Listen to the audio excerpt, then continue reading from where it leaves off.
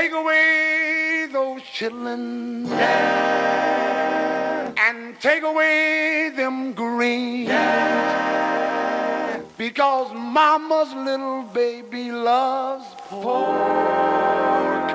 and beans. My poor computer was struggling. Oh. Struggle is good. It's good as long as it works. I don't care. Now we're just waiting for our guest. So does he even know? I'd send him a little flyer. Well, he was talking to me last night. Well, good for you. You're on the ball. Yeah. Yeah. Well, so what was your experience out there in the woods? Was that the thing with the goat? Last night? I don't know. I saw a picture of you with a goat. Oh no, that's his pictures. What's his pictures? I don't know, cattle mutilations or something. I'm not sure what it is. I just wanted to ask him what it was. He sent me a bunch of videos. I don't like doing videos on here, but I took a few of his pictures. He's got a Dogman print. Looks pretty cool. Did you see that?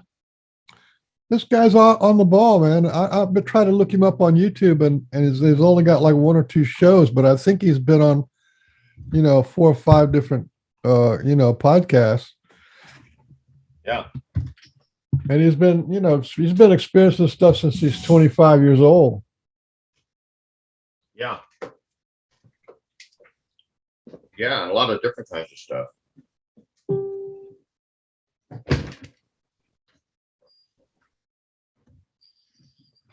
Somebody just messaged me.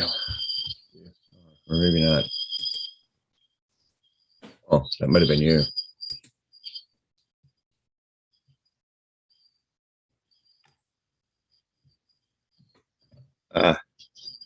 Carter Bouchard commented on the mutilation pic. I hate looking at that stuff, but it's still an interesting subject, so guess we'll put up with it for the discussion around it.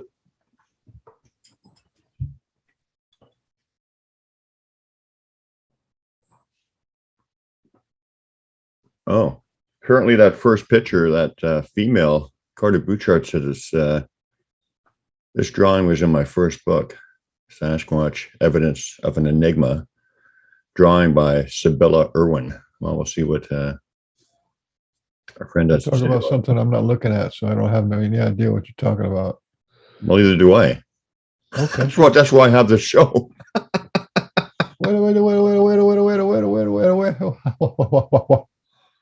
Well, I wonder who wrote the book of love? Tell me. Remember that one? That has to be like built in there. There he is. Look at that nice picture. Connecting to the audio. Hey, this guy looks like he's a little more on the ball than we are. Oh yeah, he's more on the ball than we are. That's why we invited him. No, ain't got your audio on yet. Uh-oh.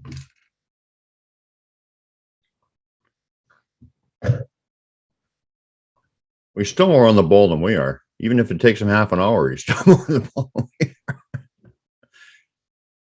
Hey, everybody, while we're waiting for Ken to connect to the audio, I am Port Cunningham, and I'm here with my honorable, distinguished co-host, Frank Oliver Beans, the world's handsomest man. So welcome to the Port Beans Show.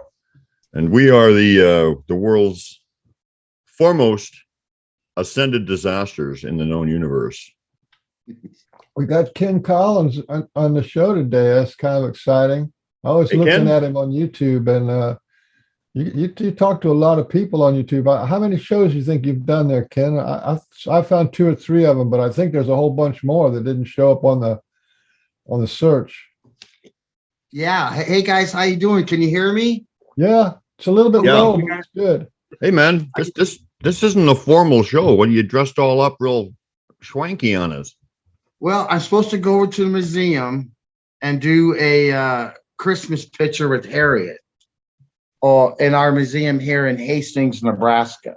Ah, okay. So So after this, I live in a town called Blue Hill, which is about 20 minutes from Hastings, and I go and do a Christmas picture with her. So. Okay. We were just discussing that. So you got do the know Christmas, how to multitask. you got the Christmas spirit. Yeah, she wanted me to look festive, so this is the best I could do. So thank you. I guess I look festive. I'm looking festering. I look festering. Okay, I've had those days myself. Yeah. You've been like an open sore to me for like 100 shows, so it probably is festering by now. Well, you asked me how many shows I've done. I've kind of lost count, and I really don't know if I've done really many. But yeah, I like to. You did share. William Jevning, and you did the SASQUATCH girls. What were their names? The SASQUATCHers. The SASQUATCHers. Yeah, that was pretty good. Yeah, boy, Richter got a hold of that and just really ripped them guys on that. What was that all about? I don't know what Richter. I called him and we talked. He just likes to. I don't have nothing to say about Richter. He just says things. His comments were like about how the girls came in and on how they approached the Bigfoot things and the women and blah blah blah. So it's kind of disgraceful to the girls. But I had Jen and them at my conference with Igor. Igor just loves the hell out of him, Bertsef, and of course that's when Igor did the famous phone call to the Bigfoot, called him. Which I thought was real. That's absolutely real. Guys, we sent that off to Scott Nelson, and we know some good guys, of course. And Scott Nelson kind of looked at all that, and someone else, and I don't want to mention, but Scott's good enough for me to say that it wasn't. And I'm like, well, I was there.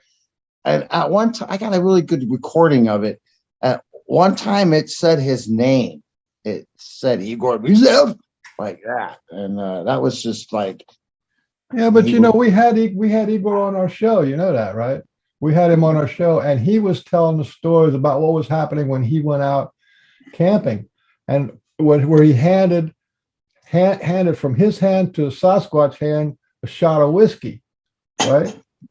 Well, and then he goes on, and then they invited his partner to the Sasquatch invited his partner to go into another dimension, and he went into the other dimension. They were sitting around on a log in front of a fire, and they were asking him to Igor's partner who's out there, right? They were asking him to intercede with the government to leave their land alone. This guy has a relationship, a talking face-to-face relationship with a Sasquatch that other people don't have. It's in a different country. So to when I heard he said it, I took it to the bank. I mean, I don't care what people say. That's right. And that's what he told me once. I was so gracious to have him because we're losing pioneers like those guys. Well, after the conference there, he spent a couple of weeks with me, and we really got to know each other personally. And we got to know some ups and downs about each other. But man, to be out there and to learn from him and that experience on the stage with him, yeah, he's the old guy. He just really thinks, it's happening. It's he's talking to a Bigfoot. So I'm not going to say that it didn't happen either. I can't say the things that I've seen out there and that I've saw. I think he said to me once, just take the evidence you get, Ken, and look at it and go on. You don't have to have an opinion about it. You don't have to say it's right or wrong. Look at the evidence and go. When he found Xana, and we talked about all those things and of Xana and the village and how they found her and how they beat her in submission and bred with her. And I always said, Igor, I always wonder, I'm just going off a little bit. I was like, what was the problem with those guys with Xana?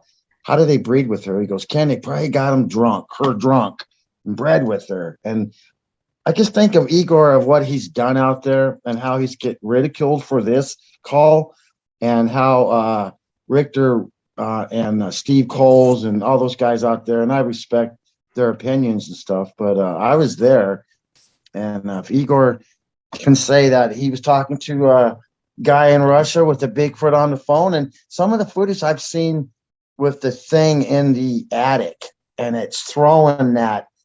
It was on TV the other night. I remember that. Yeah, that was powerful.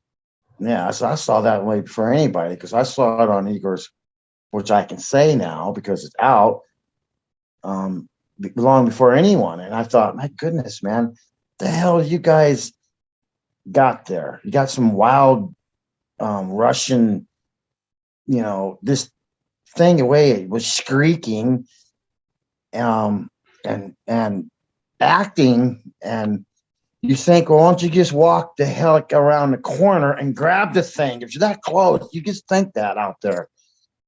And a lot of years it took me to say to myself, with shadows and sticks and rocks and stuff, paradol stuff, oh, it's a Bigfoot, it's a Bigfoot. Shit, why in the hell I didn't just walk over there if it was a damn Bigfoot? Why did I go home and circle the thing 15 times? Now, in that incident with Igor, it's right there in that shed. It's right there. It's throwing things to that guy you're talking about. I think the Bigfoot was named Gregory.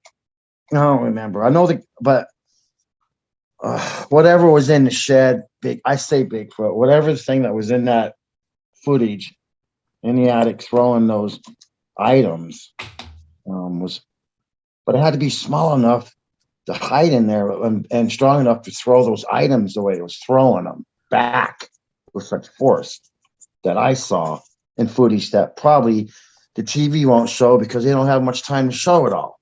They show their little tidbits of something and that's it for them.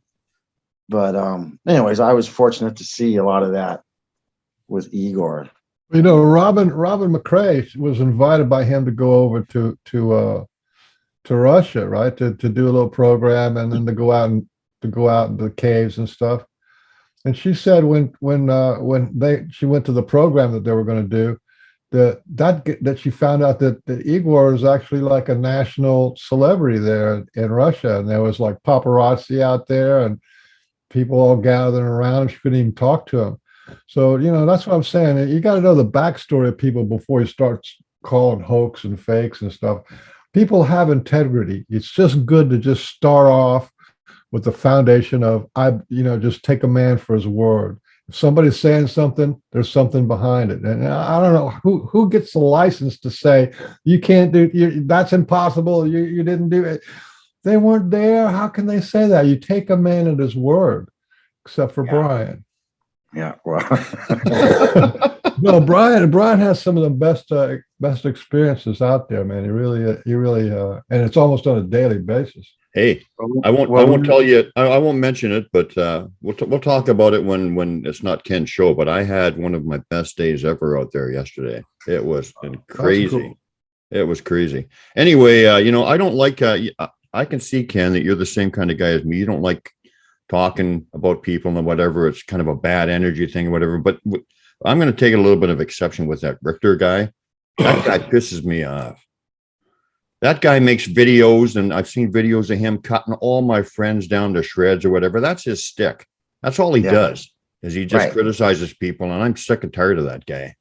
Well, David Plottis, good buddy mine in the days, has told me that when his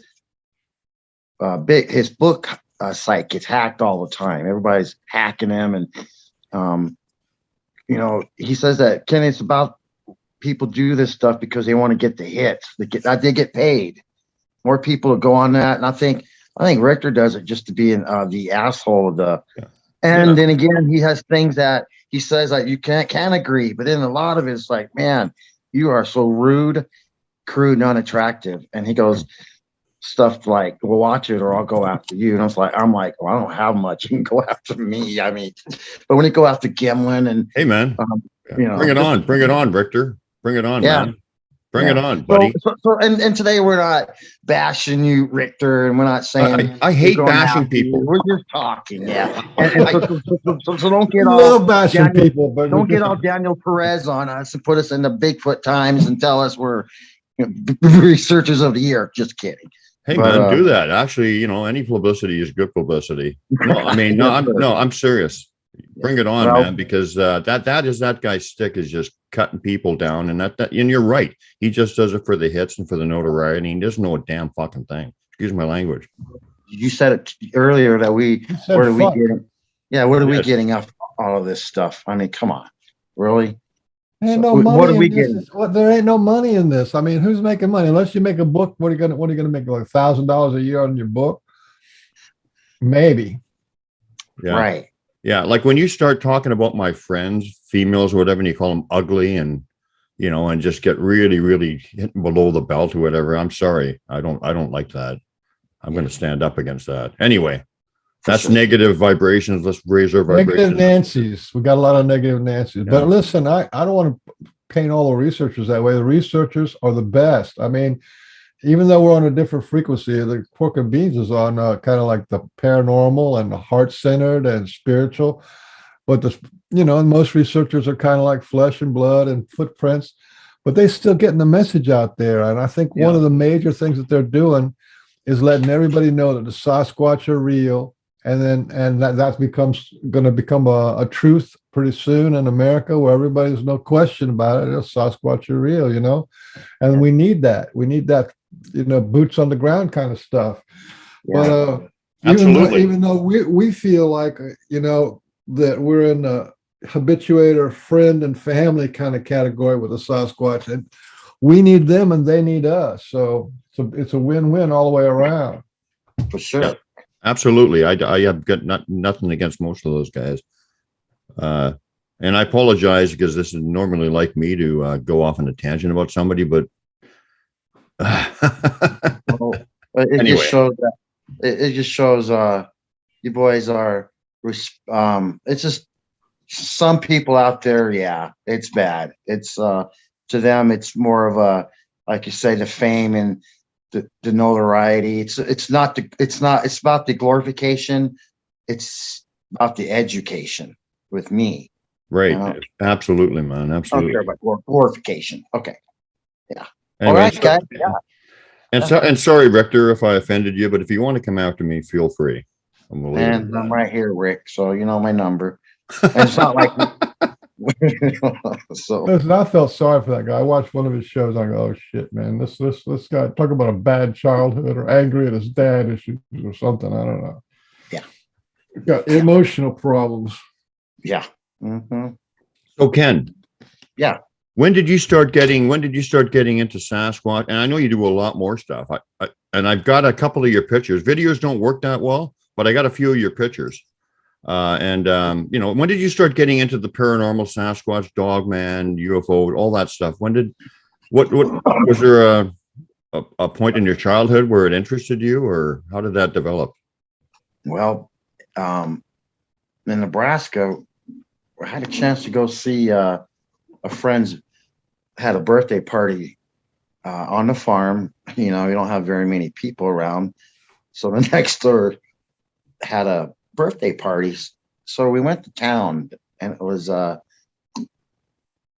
flicks called Planet of the Apes, and one was Legend of the Boggy Creek. And so four of us, of course, you guys know, four of us left to that venue, and I went and watched Legend of Boggy Creek, and the other three went. One of them was my brother. They went to watch Planet of the Apes.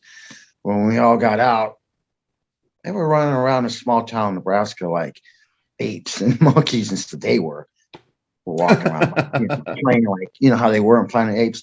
Yep. I walked around like I was a zombie. I walked around like, oh, what the did I just say to myself? When I get older, I'm going to find out what these things are. And was that the boogeyman? What did I just I didn't see the whole thing. I'm hiding, I'm catching things. The music was like weird. I remember that. That seeded something in me. Now, my grandparents raised me, and Papa had emphysema. So we had to come out of Nebraska to go to Colorado. And at a very young age, at 15, I came to Colorado. And so that's what kind of got it going, guys, was get that seed in me. And then to carry that on has a later on in life, and not knowing that your destiny was waiting for you. And I didn't know this at then, but I knew that I had to go on this. I don't know what it was. It was an adventure. My now I'm gonna jump around to get me back on track. So my please, but my family history entails I Miss America, 1926 Norma Smallwood would be on my papa's side, my father's side. Not my grandfather. People call grandfather's papa. My father's side is Miss America. It's a cousin. It's Norma Smallwood, 1926, first full-blooded American Cherokee to win that prestigious award. And so I thought later on, what else is going on in my family as far as, well, Floyd Collins. If you look at the Mammoth Cave system, Floyd Collins is a distant relative. Floyd died in a cave called Sand Cave, but he was trying to promote business to come to Kentucky, and that's what started the Mammoth Cave system down, was Floyd Collins, and they got a movie about him. There's a little history there. Then we have, so I'm thinking, man, I got an adventurous family where we go out and seek things. I thought, what's in my blood to continue, Kenny, the Bigfoot thing later on. So also in my family, I can go on from the Civil War, from the Sherman's March to the Sea, how he came through, kidnapped one of my relatives, and then try to get him to fight the other side, and just how just how my relatives were in the blood was just to continue on my fight. So anyways, later on, coming to Colorado now, I'm getting older. Now, they had an incident in the Rocky Mountains around Woodland Park.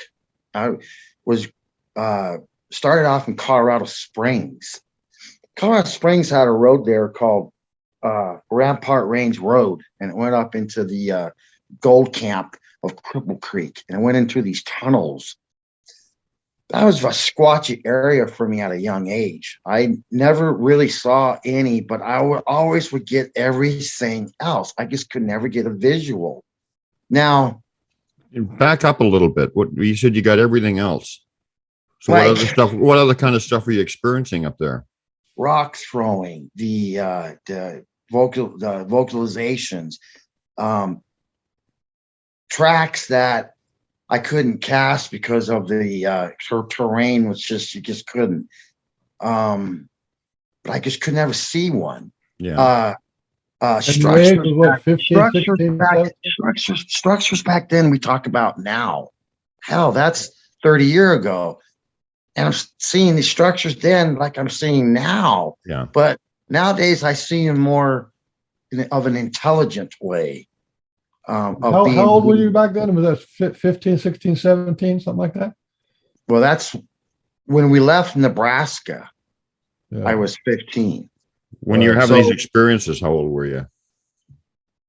Oh, in my 20s by then. Okay, so you've been having interaction, meaning vocalization, rock throwing, and you're really connecting since you're in your 20s. That's a pretty good statement there. Yeah. Well, I'll tell you what, I didn't know I had some type of contact until later on when we get into more. So let's focus on these interactions that you're having. So the rock throwing, what was your opinion of that? Did you feel it was like a hi, a hello, we're here, or were you afraid? Did you feel they were threatening? What was?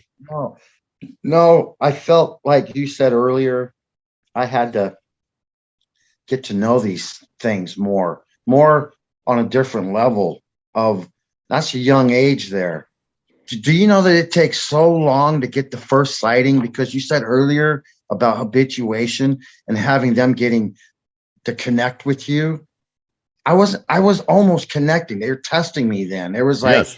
Do we even want to give him anything? Because the rest of his life, we're going to affect him, and and it was like, I didn't know then. It was like this, am I going through this trial that later on in my life that I will carry with me them. And I think they were just testing me to where I think that I know you're saying the rock, the typical like the rainbow of the rock would come, and it would be like they wanted to hit me, they could have, but I'd always get like these tail end of these rainbow rocks coming at me at the tail end of the rainbow coming at me.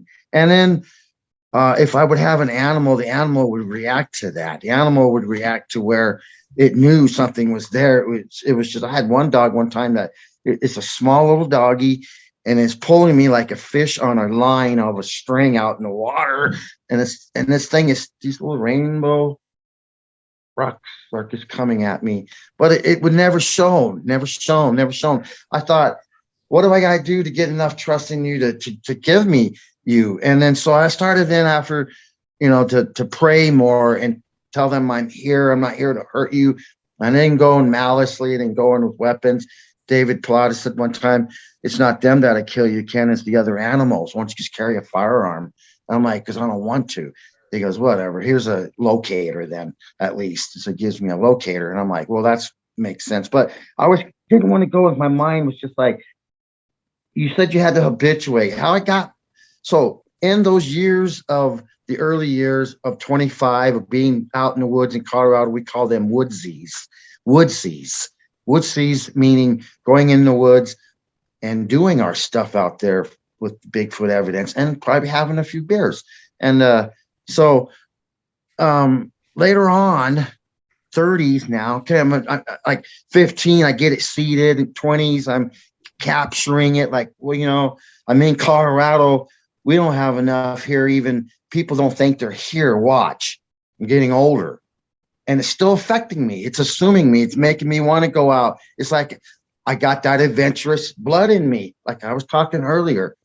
So the adventurous side wants to come out. I didn't get married till I was 35. And my wife didn't know what I did for the first 10 years of our marriage. So all these years I'm doing this, and she'll tell you this, and she's a nurse, and she'll tell you this. And it's like, how can I tell her what I do? But now I'm 35 now. I'm getting married. I have a wife I live right now at them days. I live right behind Pikes Peak in the Divide, Colorado area. And I'm right behind Pikes Peak. And she can understand, what the heck do you do out in these woods? Well, up in that area in my 30s, I jumped from 15 to 20s, been in it, not like I've been on it every day, like boots on the ground, like you're saying. Didn't really get on the boots on the ground heavy good until I got to the area of like I said, Pikes Peak. And behind that area in those mountains, my luck was never to where I could I could see one. And I thought, I don't have the connection yet. It's like some people can go out there and get a darn sighting and don't even can just get one. They don't even expect it. Once you start looking for it, and we just ain't getting it until something had to release in me. So I'm in my 30s. I'm married now, and I settling down a little bit, guys, getting financially set more, and can go out and do more of this, what I want to do.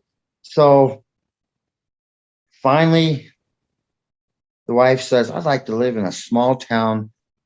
And I said to myself, you know what? She don't know this, what I'm doing. I go, well, you know what? Estes Park. Let's go to Estes Park. You can work in that small hospital, and I'll get a job at a local business there. Okay, so we upped and we went to Estes Park, Colorado. And boy, now I'm getting past those years of sticks and stones and rocks and paradoddle and pointing at everything and going, ooh, did you hear that? And people in the group doing that to me and just driving me nuts, to where if that was a damn, there's one right there, we didn't walk it. I finally got away. I was kind of guy that didn't share nothing with no one. I was the guy in the back of the BFRO meetings. I've had my hands up. Nobody gives yahoo about what I have to say. It's always about them.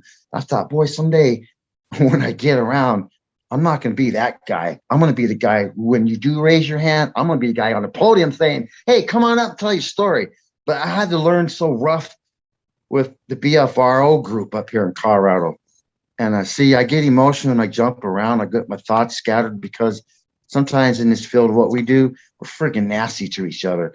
And I learned the hard way by just being good, staying in there and showing my stuff that I showed. See, you guys, I didn't have a plan with you guys. What I do is I send people a smorgasbord of photos, and you look over that and you point something, tell me, and I'll tell you where I've been and what's about that photo. So yeah. I jumped around. So where were we at? I'm sorry. I get emotional. Okay. I'm thinking I was in my 30s and 35, being married, and we go into Estes Park.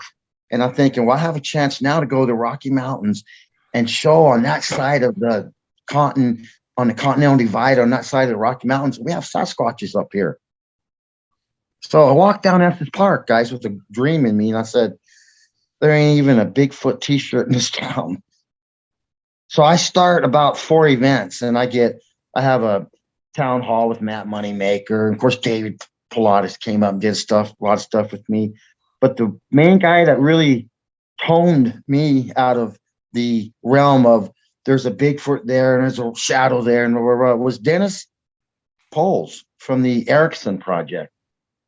And Dennis came up and we became friends after that. And we did a lot of camping together and BFRO expeditions. And he showed me how to be more of a better person on what I do as far as Bigfooting. So I thought, maybe now I'm starting to collapse that integrity to where they're going to come in now because, Dennis and you got David Pilatus and Igor, and I was surrounding myself with all these people that we like. Melba Ketchum, me and her are friends. We talk deeply to each other for hours on the phone about what they're doing to her. And you guys know all that. So I think to myself, man, you're so lucky to have all this around you. So maybe it's breaking. So in Estes Park, I had my first sighting in 2013 by doing what you were saying earlier,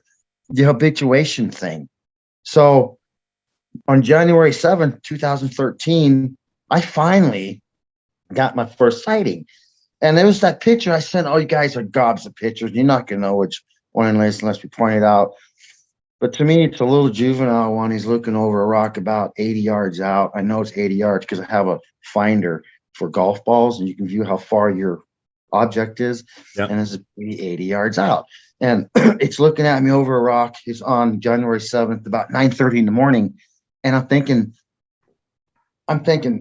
my God, all these years, you got everything else. And you said earlier, we talked about all that, the rocking, all the stuff associated. I just couldn't get my class A, couldn't get it. He's looking at me. He's right there. He's staring at me 80 yards. He's right there. I take the camera all the way in, take one picture, guys. And we're looking eyeball to eyeball. And all of a sudden, I'm like, went into this romper room thing when she's looking through that little romper room and she's yelling out the names and that thing I just like, what happened to me? My brain went into some lockdown. Like, dear God, they're right there. He's looking right at you. They are real, and he's right there. And then all of a sudden, the brain went into this thing where it was not accepting what I was looking at. And before I know it, I'm a quarter mile from a truck now, I'm in my truck. And I'm like, what the hell? How did I even get here? Why am I not saying what I said to you earlier? If you see it right there, run over there and grab the thing, Kenny. I didn't do that. I was like, what the hell happened to me? Why can't I go back? And I wanted to go back so damn bad and I couldn't. So something's in my head saying, come back another day. Just go, come back another day. And I thought, well, I habituate the area. I don't know why in the hell I'm driving away, but I'm driving away. Then I come back. What are you saying? Are you saying that you were looking at the Sasquatch juvenile, and then all of a sudden you're in your truck and you don't know how you got there? Yeah.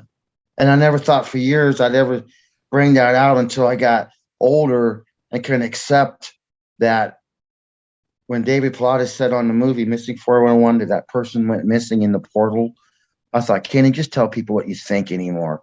The hell with trying to.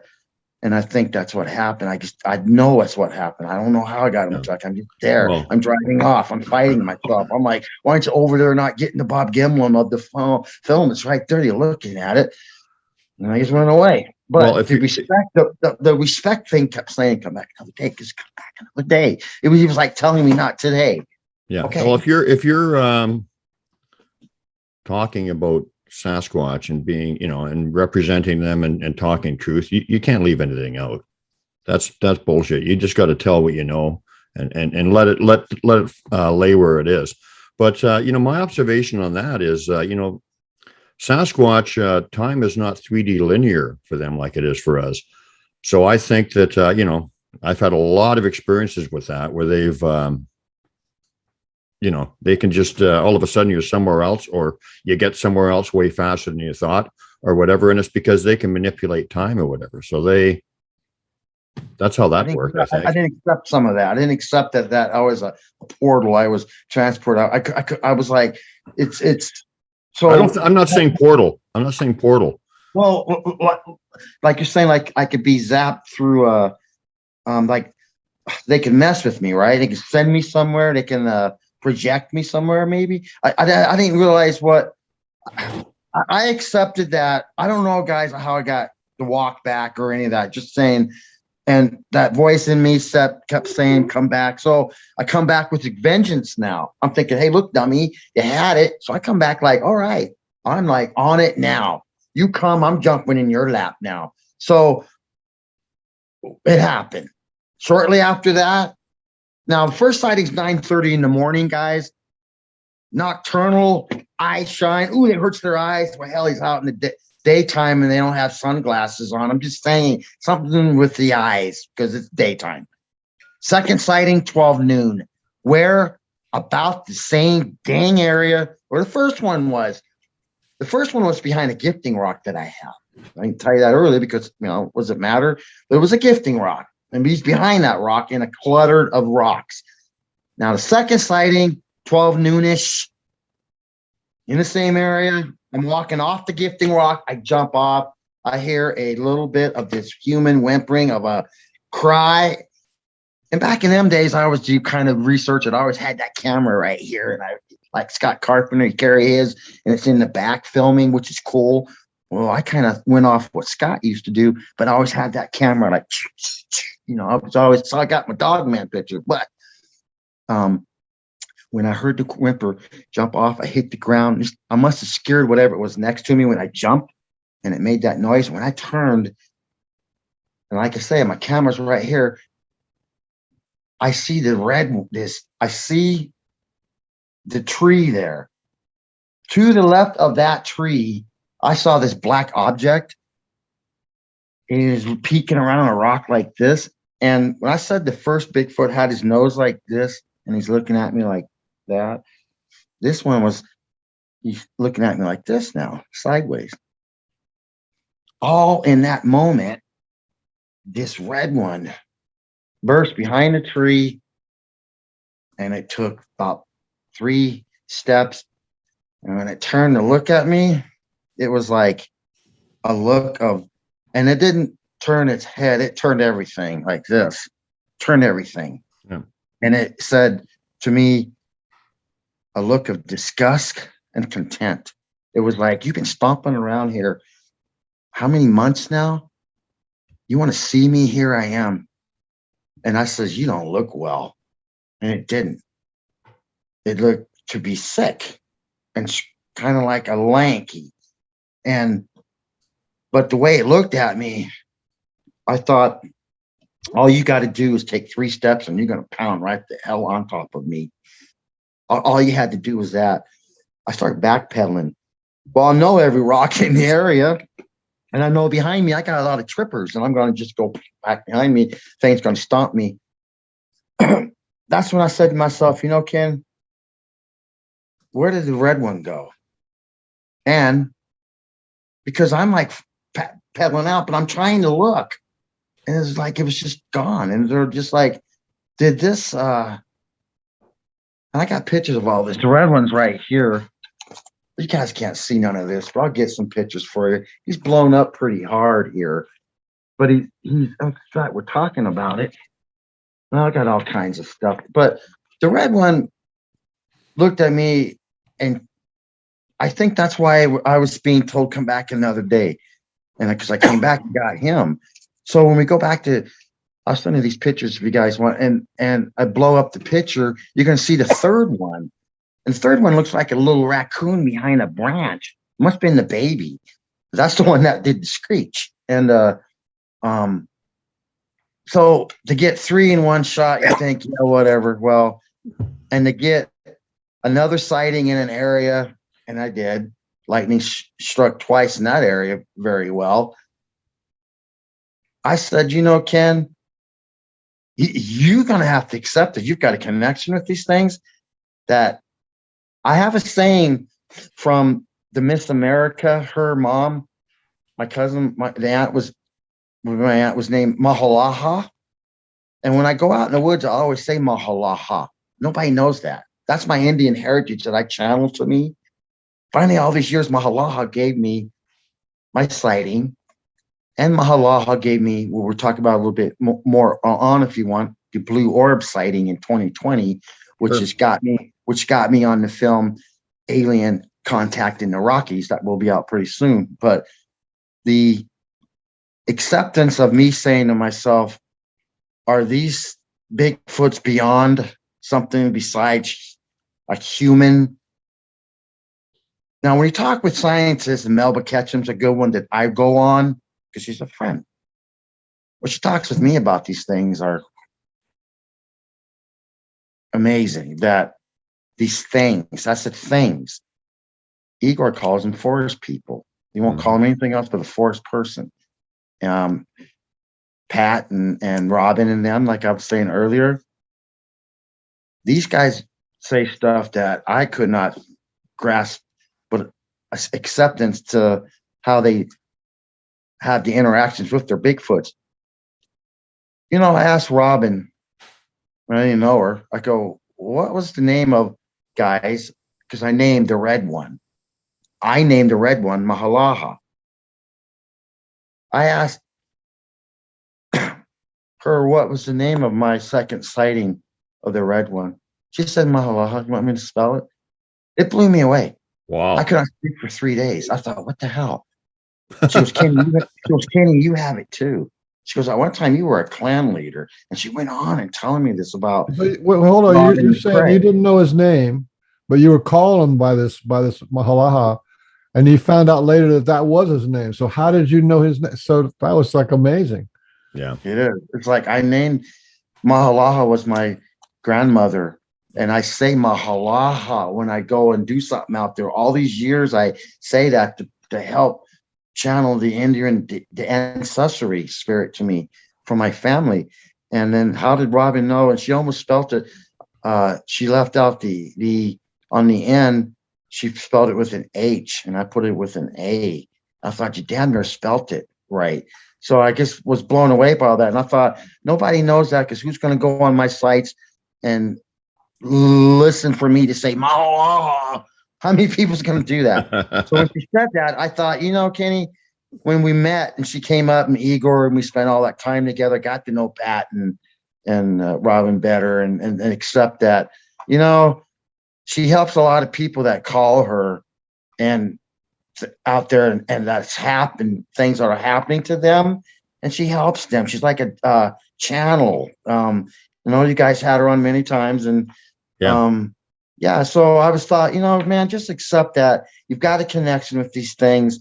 When the red one looked at me, and I said, oh, that incident happened to me, that at that time, it made me stop being a Bigfoot researcher, guys.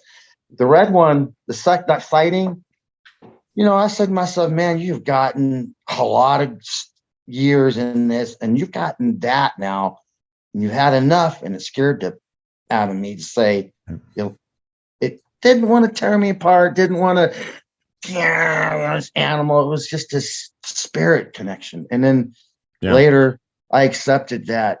Thank you for giving me that. I'm thanking him later.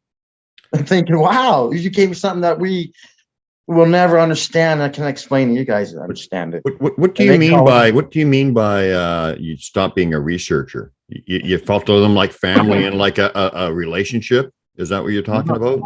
I just thought that maybe all these years David harping on you saying you're going to get hurt out here. I go and do search and rescue for people that walk away from their families on these mountains. They come to me and go, "Will you continue searching?" I do things solely by myself. My friends know that someday I won't return. I'll be in this book. And so I think, man, I've had enough of being out in the wilderness, getting lost, losing holidays, not being at home in holidays, marriage, not telling you, just a lot of sacrifice. And I think maybe I've had enough now. And this is what it was telling me to stop. Here you go. You want to here? Yeah. I misunderstood you then, because I thought you meant that moment. See, what I picked up is that you figured, I'm not going to look for you anymore. I'm going to experience you or connect with you. That wasn't what it was. It was just that you didn't want to be going out. It was like it was like, you're right, Guy. I was connecting and to where am I part of your family? Or what am you doing? I mean, it was hard. It was just I stopped there. And then, I had a job that I had a famous wall, and it was called the Bigfoot Wall in Estes Park. And it was at a station where I got a lot of people that would come in. That's how I got my local sightings and all my information. Some people come in, talk to Bigfoot Ken in Estes Park. So a couple came in shortly after all that I kind of wanted to get out of this, kind of stop, because I was just, all that was adding up with I had enough almost. And there's a researcher in Colorado group called SIR with Mike Johnson. And the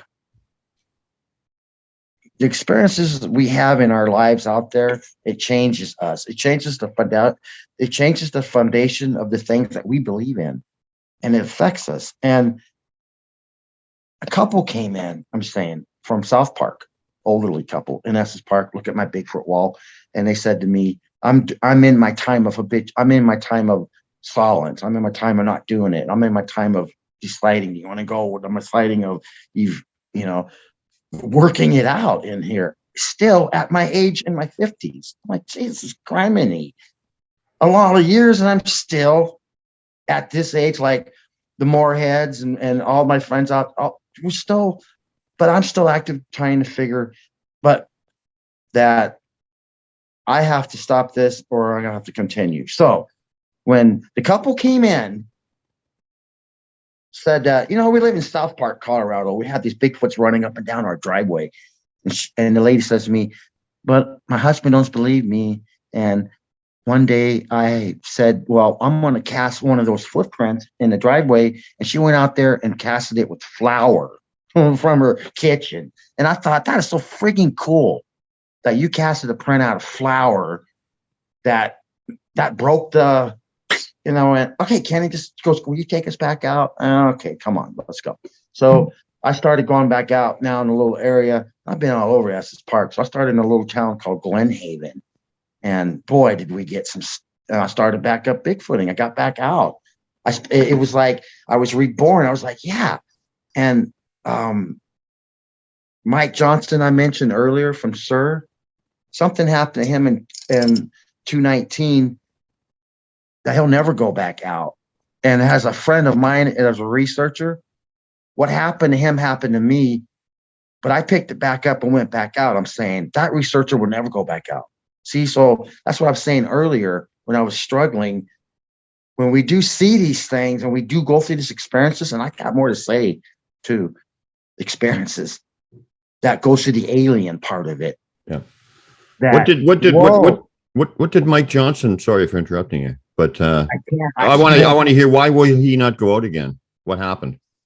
Well, the story is I don't know the whole complete details, but I do believe he saw the same thing that I saw in the area that we've been going to for over 10 years in Colorado. And Mike won't talk about it. Scott Barta, and guys, I'm not talking bad anything about Scott and Mike. I love all them guys, but they don't want to talk about the stories. And then if Scott shares it, he's infringing on Mike's rights, not talking about it. But I think that Mike saw, and I think personally, coming from Kenny Collins, just saying me, that because we all in that area when all something that we can talk about happened to us in 2020. And that's what I'm saying earlier when I was talking about building up where I'm talking about, because now I'm 60 and I saw the blue orb. That story that I'm going to share in the movie that's coming out, Alien Contact in the Rockies, talks about the blue orb experience I had and how it changed me to think that, damn, these things are alien connected. And some of them, they talk about manufactured ones. And I'm getting into that more of acceptance of maybe there is different manufactured ones on, because you're going to talk, we could go on and on down that rabbit hole. But what do you think he saw? He had a sighting? Well, my point is, what was so dramatic that he will never go out again? I tell you. Okay. Well, I might as well just say it.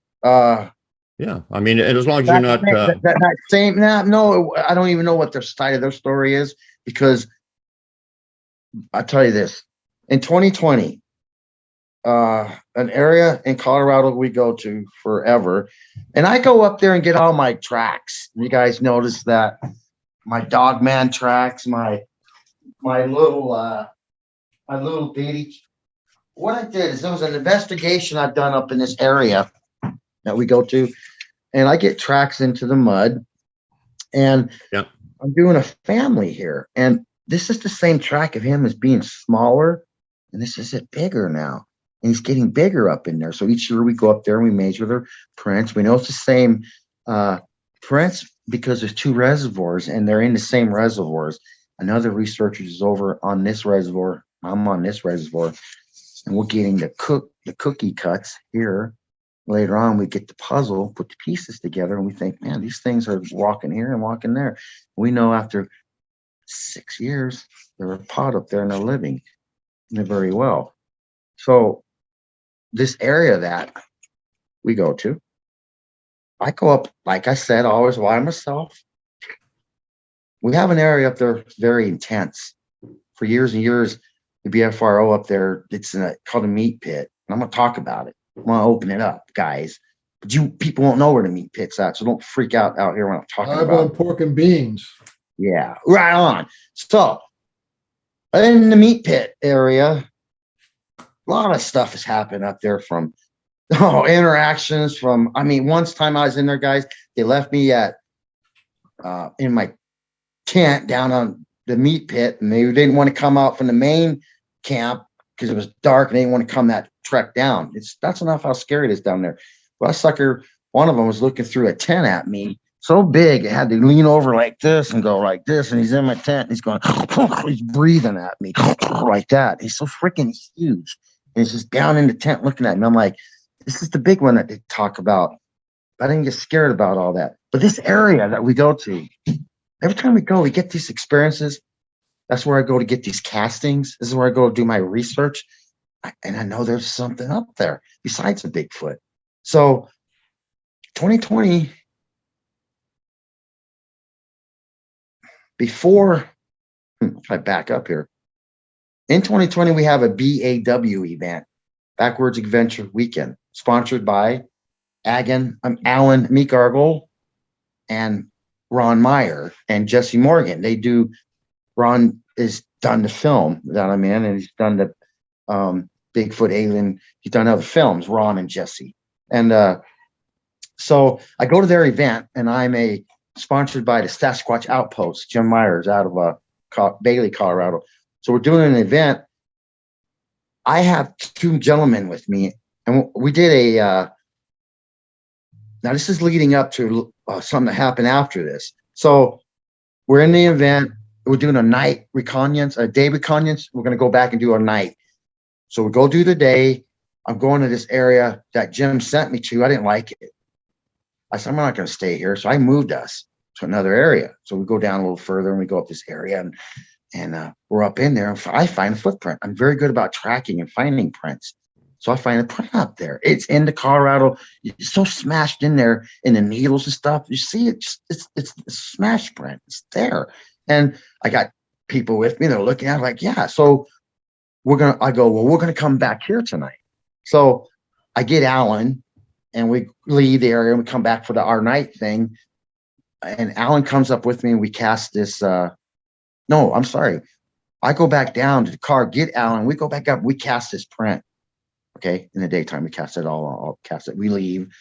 We come back about 4 hours later to this area and we're looking for the print. And it's not there. It's like, what the hell's the print at? It was flipped out of the ground and put back up to where the ground side was up. Now, maybe they didn't like the white and they just flipped the thing up. And I was like, well, there it is, but it's flipped out of the ground. Was it flipped or did they just rub it out? They pulled it out and flipped it over. Oh, wow. I'm looking for it and I'm going, where is it? It's in a recording. And Art goes, it's right there. And I'm like, whoa, it's flipped up. So I go, watch out, guys, because that's a sign. I mean, watch for tonight. Well, with me is a guy named Art and a Navajo Indian guy. Remember I talked earlier, guys, about the guys that are in the back of the road and putting their hands up, nobody wanted him in their group. I took him in mine. He just wanted to play his drums. I go, you play the things all you want. I mean, so he goes up on his rock and he's doing the drums. Now, guess what? That's going to attract the Sasquatch more, but that's probably the one thing that's going to attract the Sasquatch more than anything. A guy with an open heart playing his drum and being in a high energy vibration. So, I'd invite that guy to my group, 100%. Well, guys, at one time he forgot the lyrics and he's on the rock and he's going, I can't remember this. I play this all the time. What's wrong with me? He didn't realize that maybe he was getting sizzled or zapped. Yeah. But when we went back down to the car after the end of the night, I'll tell you the rest of the story. It come back. He goes, I remember it now. And he's like playing it. And I'm like, dude, with your heritage that you have, do you know? I just didn't think you know the spiritual contact he had with them. But yeah, so, guys, so we go back at night. Prince flipped out. Now it's just me and the 2 other guys. I tell these guys, look, when we see something, we don't yell. We don't go, hey, we don't want none of that. And Art says, my back kind of hurts. I go, you can just take pictures, Art. You can rest when you want or stop. Then the young buck, I said, you go on. He goes on up and does his thing up on the rock. He gets ready. I get Art into a situation where he's leaned back against the rock and his back's hurting. And I said, Art, just take pictures. It's getting darker now. Up that ravine that we just had walked up not too long ago, it gotten dark and we're all sitting there. Young Buck's playing a couple solos on the drums up on top. I think it's getting through his second maybe solo or something. He stops and Art says, I hear something coming up the ravine that we just walked up of not too long ago, that we came up or something like that. He's saying to me. But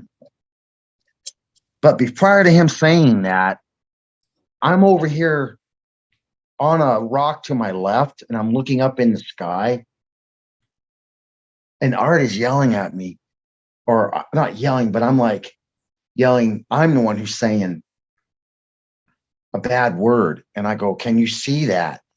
Guys, I have a Gen 3 scope and I'm seeing this orb, but I'm not seeing it in the color. Now, I said I carried my camera right here in them days. I was smart enough to put the Gen 3 down, pick my camera up and just go take a picture because I'm seasoned now. I'm not going to miss out these opportunities that I did in the old days. And what I mean by that is I was sloppy, didn't do nothing right in a sense, don't do it my way. But finally I got that picture up, put the Gen 3 back up, and Art says, I hear something coming up the ravine. And that's when I had to come from that position over to 20 feet to a next position over to the right, to the right now. I'm on the rock. Got the Gen 3 back up. Here comes a little one, 4 feet, maybe more, running to the orb. And Art heard me say, "Oh my God, did you see that?" And Art, thank God, listen, was taking pictures. So in our movie that you will see, the coming up Alien Contact in the Rockies, you're going to see my blue orb that I saw when I lifted the camera. I didn't see it at the time, but when I had to lift my camera up, take the picture, I didn't see it till went back and looked. And I went, "Whoa, Kenny, it's blue." But in the Gen 3, it's not going to show blue. It's going to show a different color. It's not going to show what it doesn't show blue in a Gen 3 night vision that I was given to me by a scientist that night to use from Wyoming, a University of Wyoming scientist, Mike Brotherton, gave me this nice Gen 3 scope. And I'm like, why is he giving me this for? Why? And I thought, well, I'm going to use this. And that's what, I got that beautiful orb. And then Art gets a picture of it, guys, on the 12th frame of his pictures that he was taking. He got the thing opening. And you guys are going to see this in the movie. And that's what that little one was going to. And I'm thinking, my God, Ken, you just captured, and you got 2 men here that are going to verify this happening. Now, we go back to, do we have to prove this to anybody? No. Took the pictures, and it happened. And we're going to go away, and people are going to say you're storytellers. Well, whatever. I know at my age that now I'm thinking to myself, by gosh, that the movie itself, you guys will see it, will explain a lot of how it just took all this emotions and all this time to do all this. And finally, I'm getting this orb. And guys, after the orb sighting, or the orbs, that sighting, right, guys? That happened in a month later. I'm up in the flat top. Oh, I said the word. I'm up in Steamboat Springs, in the area where I get my earlier investigations. I was talking to you about the footprints and all the Sasquatch activity in the meat pit. Well, I go back up by myself. Now, I talked about another guy that he collects prints on the other side of the reservoir, and I collect. What he was watching what I was doing for a lot of years. They never bothered me. They said, "Why does Kenny go down there and do what he does?" And well, they didn't know. I thought, Jesus Christ, guys, we're near a reservoir. There's got to be footprints down there. I've seen footprints so freaking inline. I've got one that's 5 inches. Oh my God, I can get started here. Let me keep on track. So in the area that I go to get my tracks and all that, he was watching me. Well, he goes over to another reservoir about a mile away, and he's doing what I'm doing now. And that's how we got together as 2 researchers to put our stuff together and work together and not fight each other. And me go, "Oh, you're in my area. Oh, I'm in yours." No, we didn't know what the next one was doing until we put our stuff together, guys. And when we were matching our prints, and we're thinking, my God, this family's running around, this family's running around. So we knew that there was some activities up there, because after the 10 years, we've seen orbs up there. We've seen orbs come down, 10 of us in a BFR group saw a yellow and a blue one chasing each other down a pathway. And it was like, so we know there was orbs and activities and Bigfoot's up there. So 2020, I go up there because nobody would go with me. And I call my buddy, the one I'm talking about. I says, "Hey, let's go up." He goes, "I can't right now. I can't talk right now." So I go, "Well, I'll go up." So I go up there. This is a month after the orb, after the orb, I go up there to this area, and I'm going to sit. Something said sit out all night. Normally, I try to get in and troll them into me. But that particular night, I'm talking them, the Bigfoots. I'll do the activities outside, bang, bang, whatever, and then settle down, have them troll into me.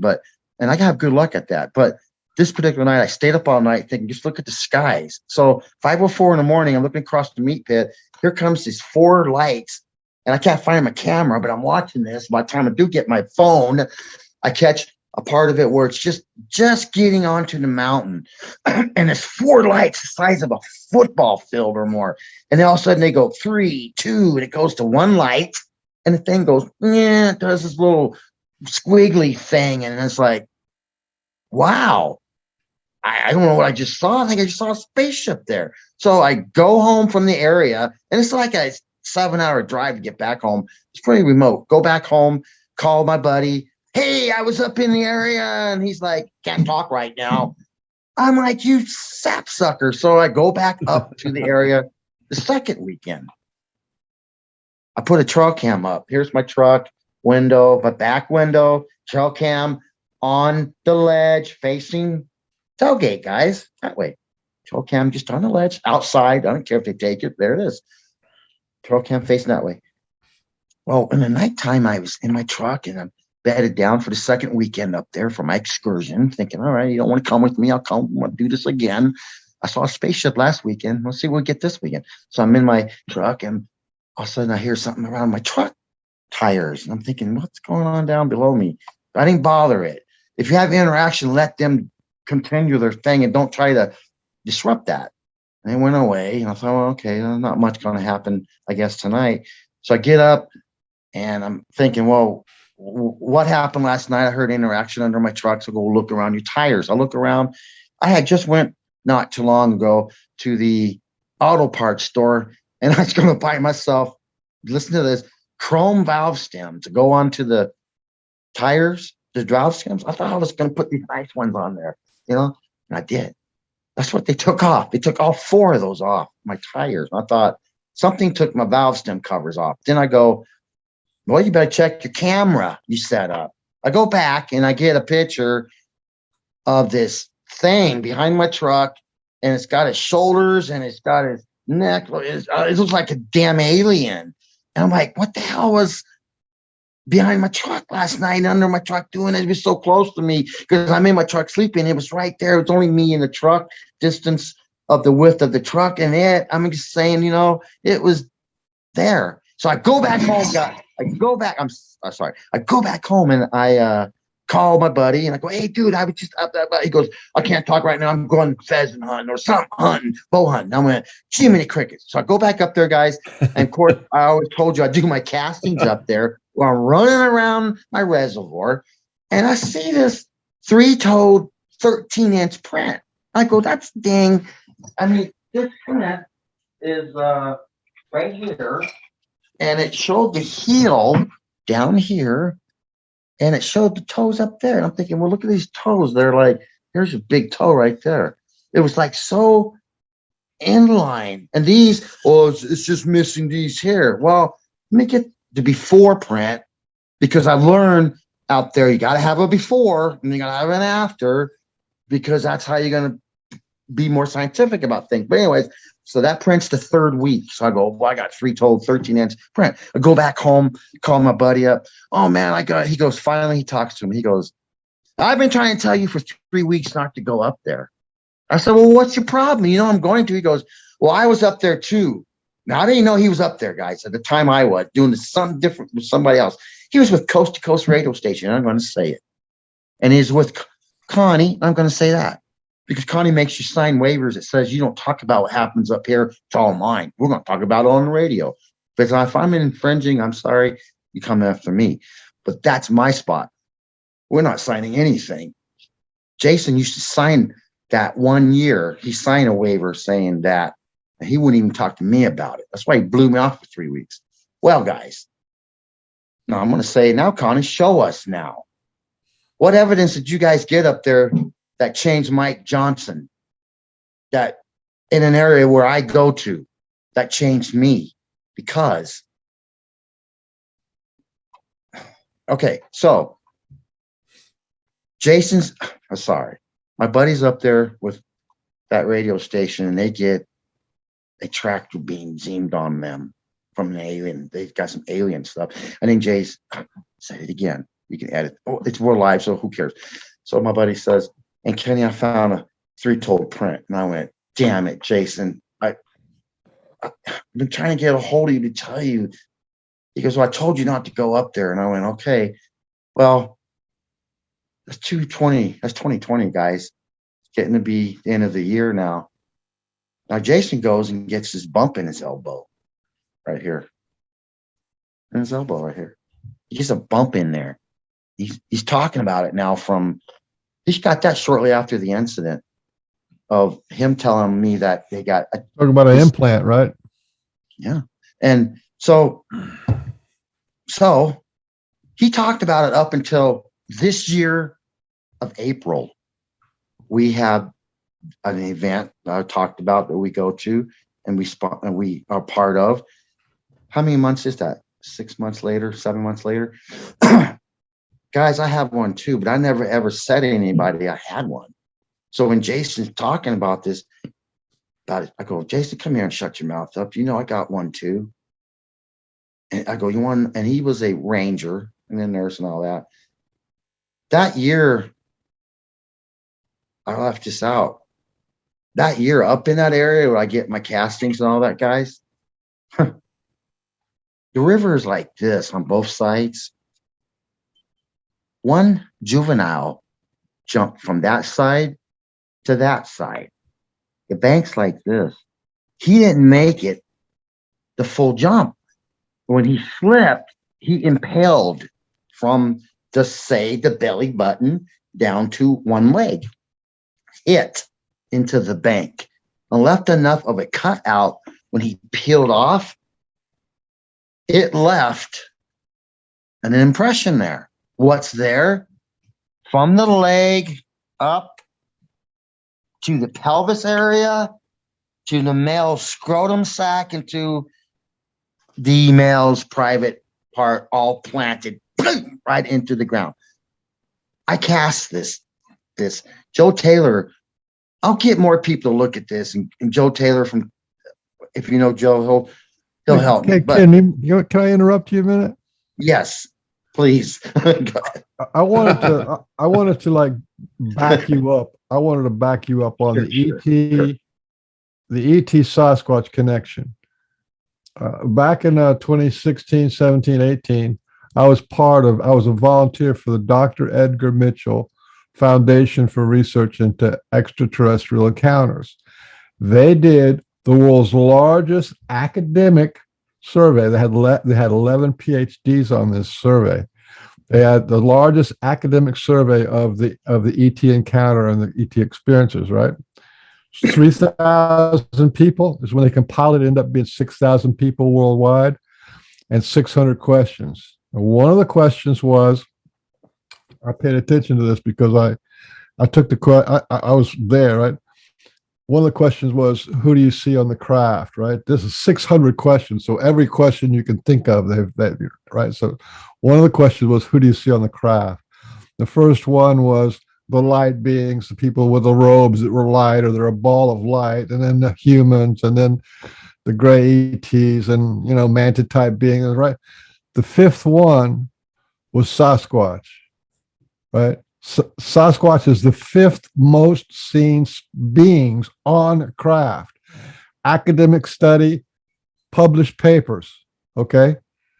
So if you're going to come out with this movie, you're going to be talking about it more, just let you know there's academic study. There's no academic study on Sasquatch in that field, but there is an academic study that mentions Sasquatch in the UFO field. It's there. Right. Dr. Edgar Mitchell Foundation for Research into Extraterrestrial Encounters is there. There's facts. Of all those people who've seen people on the craft, the fifth one was Sasquatch. So I have a list. I personally have a list of 46 things that the Sasquatch and the ETs have in common. Like light coming out of your eyes, going invisible, being seen as different things, connecting to people from the time of their childhood into their teens, and then people connecting throughout their generation, grandpa, grandma, and further back. All that just goes on and on and on and on. People's lives changing for the better, people's lives changing for the worse, on and on and on and on. There's the connection to the Sasquatch and the ETs have probably the most data that you can shake a stick at. This is human data, human interaction data. You know, the researchers are going for like footprints and stuff, but when you start studying human interactions, you start seeing that it's the same. People who experience Sasquatch and the people who experience ETs, they're having the same kind of life experiences. Well, yeah, kind of like when I thought, Kenny, how come you don't remember going back to the truck? Well, maybe I was. I hear all the time of missing time, UFO abductees, missing time. There talking about. I think, dude, start connecting. It's so simple, almost. It's right there, almost. But it's like you just. What you said was very, very interesting and very good. So to back you up, you've got academics. You know, people are going to give you shit about it. There's no question about that. I got stats. You're like, you want to talk about sports? Show me stats. Okay, I'll show you data. I'll show you stats. All right, gotcha. That's really compelling. 46 things that they have in common. I mean, but they, you know, that's punch that list. Punch that overwhelming to me. Yeah, punch that list up, and I'll sure look at that for give sure. Give me the screen share. I'll show it to you right now. That's something I've been wanting to do on this show for a long time. Okay, let's see it. Yeah. I have to get it out of my files. As you're pulling that up,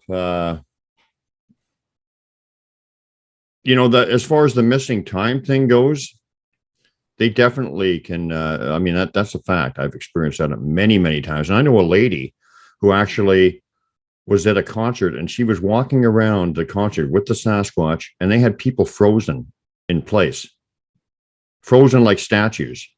Yeah. And she was, you know, manipulating time. And so that just tells you right there that, you know, they could have frozen you and whatever, and put you to your truck. And then when you woke up, you wouldn't even realize. Many times I'll see it driving. Maybe it's like maybe driving, and I'm in that motion of, it's just when, you know, what took me to accept things a little bit more is when I hear that someone went missing through a portal. Yeah. What is it with these portals? Yeah. Hey, so can I ask you, before Beans gets into this, so you said you saw that juvenile Sasquatch running towards the orb. Did it actually go inside the orb, or what happened there? You're cut off, Ken. Can you see this? Yeah, I'm in the middle of a question here, Beans. Just give me a second. They were showing me in the daytime, and they asked me to talk about this orb. Well, no, I just wanted, just before Beans gets into this, why did the Sasquatch juvenile actually go into the orb? Nope, it looked like it was running to it, and I disrupted it. And to me, I think it went on all fours. It dropped. Okay, you know that you know that the Sasquatch can. That's one of the ways that they can travel is in orb form. So that's quite interesting, and it's collaborative evidence too. That's good. Go ahead, Beans. Okay, well, this is my list. This is a short list of the things the star people and the Sasquatch have in common. A back of an envelope list of what I've heard. Now, the data I get from the star people is from the academic study, okay? The stuff that I get from Sasquatch is I've heard a ton of videos, and when you hear somebody say something on the videos, like number 18, both can give the experience of being frozen or loss of control. People just get frozen up or locked up, right? And it just goes on and on. Both have been able to go invisible. Both have mind speak. Physical healings are reported by both. They can connect to humans for life. Sasquatch and the ETs connect as humans for life when they're friends. Family and brothers. Wow. Yeah, absolutely. Both can contact humans in early childhood. Both follow a family for several generations. It's the same thing. Both do change people's lives, right? For the better. 80% of the people who are in contacted with the ETs and with the Sasquatch, their life gets better, more interesting, more valuable, deeper life. But some of them don't. About 10% have no effect on them. And then there's about 10% of the people of both the ET connections and the Sasquatch connection who have PTSD, and they just want to get out of the whole field. Okay, on and on it goes. Okay, Men in Black, both have Men in Black or special ops guys come to cover up incidents, ETs incidents, and Sasquatch incidents. Yes, yes. I had the National Park come in and shut down that place in Glenhaven.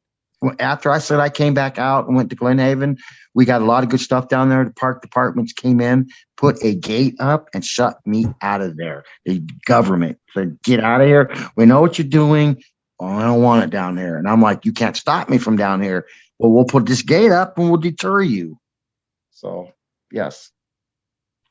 Okay, anyway, I could go on and on, but just to let you, maybe I should do a whole show of this just by itself. Yeah, look at that list. I mean, yeah.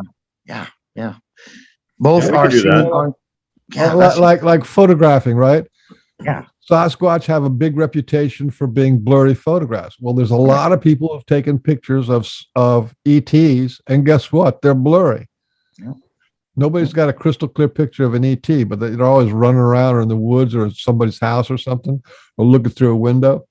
Same kind of stuff. Both of them, both have talked about the history of humanity. The ETs talk about the history of humanity, and the Sasquatch talk about the history of humanity. That's what Sasquatch Speaks and Psychic Sasquatch, those books are all about. I go on and on.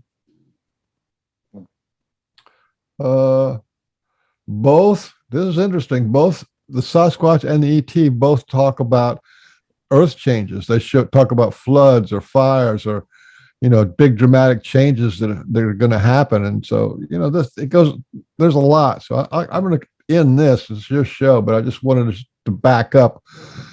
So for the people who are listening to you, that this is not just pulling it out of your head, and you're not just a one-off kind of a guy. There's hundreds of people who've seen Sasquatch going on craft, in craft, and coming out of craft. You just don't hear about them because they get torn to shreds by the. I saw Bolt can walk through walls. Well, I've experienced a lot of that stuff in that list, but yeah, can walk through walls. I've experienced that. They've been in my room, David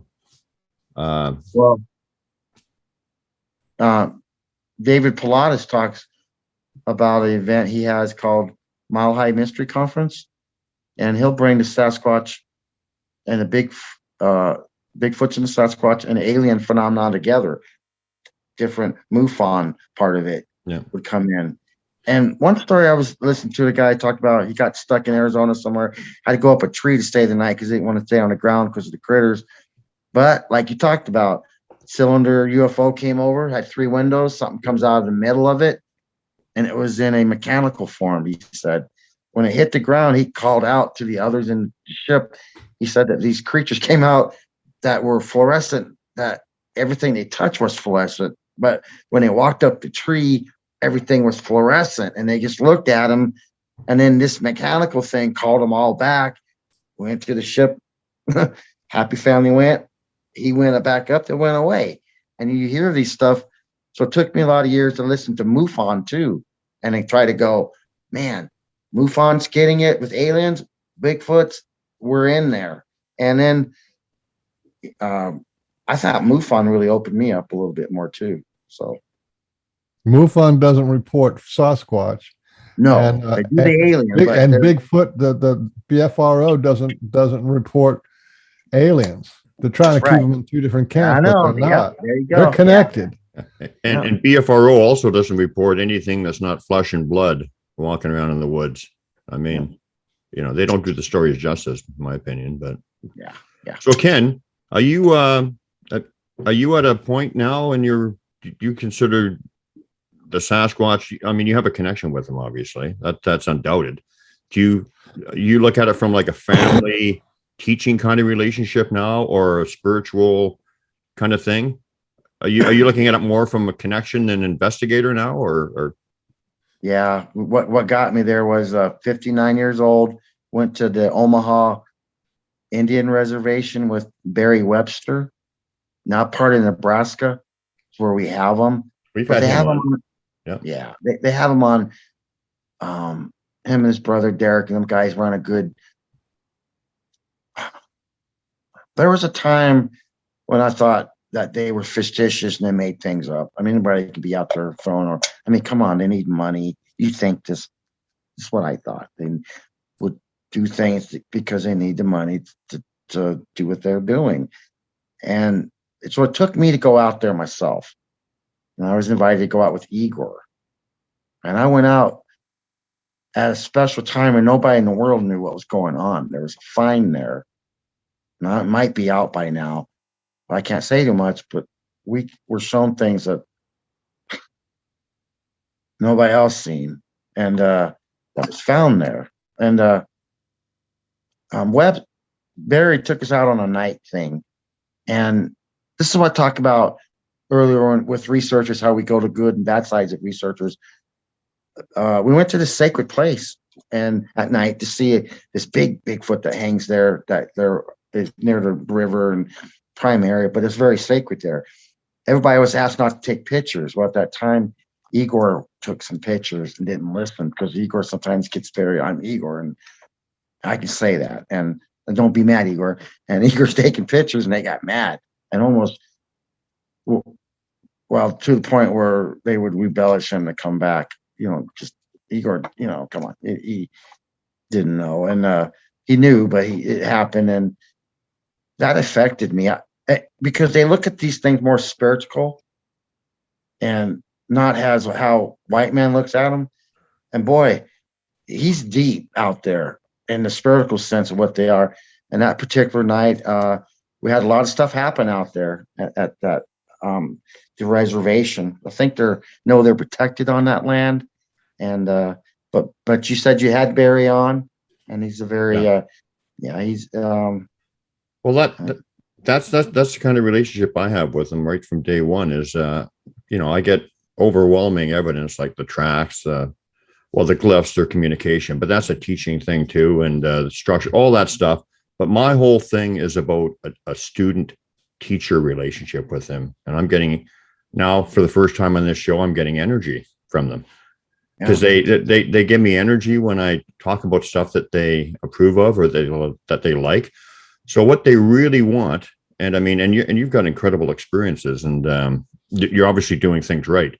But from my experience, what they really want is you have an open heart and connect with them so that they can teach you about, you know, your true nature and really universal spiritual things. That's the relationship that I am at with them. But go ahead. It's a perfect world for that with them. But I think them choosing you too. It's like people want all this. Man, I have took so many times for me to stop being so emotional when I talk about things that has happened, that now I can get things out and talk about it and share. And a lot of people just say you guys are storytellers. There's a bunch of storytellers. Sure. Well, here's what they think. Well, you said earlier, boots to the ground, and who cares what they say stuff. That's what got me to where I'm on stage with, you know, there's times when a lot of ups and downs in this, but so talking to you guys, sharing things, and this movie coming out, it's different. It's not like your TV thing that we have with other shows. I think, and it's going to continue on, and it's going to talk more about the Estes Park area on another movie that we got coming. And I'm excited that I got to meet and finally share after all these years. And that's why I was talking about earlier, getting myself built up to start where I started and then end where I'm at. And I want that to be the best I can. So I bounce up and down. I come from Colorado to Nebraska and live in Estes Park, and we have a house in Nebraska. But you know, people say, why don't you give up your Bigfoot and go to Nebraska and do it? It's like, well, this is my home state, but I've been away since I moved at 15 and I came back. And so I want to kind of bring what I did with Estes Park and bring it to Nebraska and show about the flatland Bigfoots and the heartland Bigfoots. And we're close to Kansas. And I thought, you know, you said earlier, am I done with, I'm kind of with my, you know, doing a little bit more filming. I'll finish in the area that I was talking about filming next year with the guys. in that area that I talked about, that all that alien stuff happened. And what I'm talking about, I can jump back to that body print. The body print that I casted, guys, and I told you that it went from the leg on up to the navel area and that area. That's exactly where my implant is. So my implant is stuck right there, right in between, right in that little area. And I got a picture I can show, but I go get an X-ray. Guess what? It's metallic. Yeah. It's there. They can't see it. It's metallic in the X-ray. So we take a BB and put it next to it. You see the BB just fine, but you can't. All you can see on that implant that I got is about 3/4 of an inch. You see the outer. It's just like, so. To continue our story, the one buddy goes and gets his implant. He had enough of it. It ended up being what I thought it was, a bone calcium buildup. But the one who did my X-ray says, you don't have that. You've got something. You better we don't know. So I'm thinking that night when it was in my truck, taking my valve stems, was that close. I think that's the night that things happened. I saw the spaceship and the orb. And so when my next thing is to go to the doctor and see what my thing is down that I have. And so, people are implants. I'm thinking, good Lord, hell, I hope the hell it's not. And it's some medical thing, but it's movable. It's not attached to nothing. It's free floating, just floats around there. And it's like, but you can't see it in an X-ray. That's mine. My buddy's one. His is out of his elbow, and it's a bone calcium buildup. But anyways, don't worry about it. You know what that means? That means free health care. Yeah. Take you, give you I need dental. But you seem to be very open-minded, and you seem to be kind of in the middle between the boots on the ground evidence kind of thing and the learning and the teaching. So you're at a really good place. I mean, and you're not in any kind of like. I always talk about boxes, and the Sasquatch talk about boxes too. You don't seem like your desire to learn is contained within any kind of box of beliefs or whatever. When you are presented new information, you'll step outside of that, and that's good. That's the way to be. Yeah, and wow. Yeah. And and the other thing is about talking your truth. Like you said, you don't care anymore about withholding anything back. Like the Sasquatch told me personally, in many different ways, you represent us everywhere you go. And you know what that means to me? That means if I'm going to talk about them and represent them, I'm not going to be dumbing it down or whatever. I'm going to tell exactly as it is. And if people don't want to listen, that's fine. But I'm not going to disrespect them by not talking about what they teach me, right? I'm not going to say, well, I don't want to talk about them going invisible, or I seen them appear in my room, or blah, blah, blah.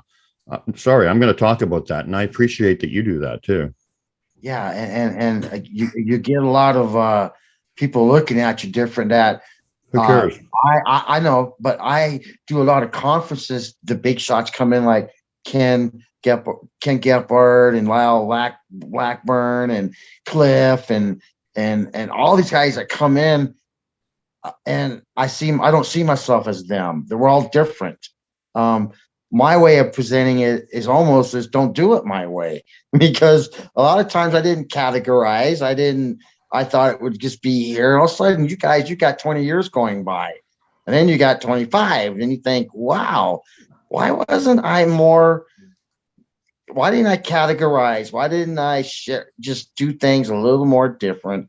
And I didn't. So when I do talk about what I do is I was a little sloppy on it, but boy, I wouldn't change it for anything. That time when I saw the Legend of Boggy Creek and the seed got planted and it grew to be this beautiful oak tree that years later I can share the stories. And when you were saying how people talk and how it comes out, I just, with you guys, just sent you a bunch of pictures.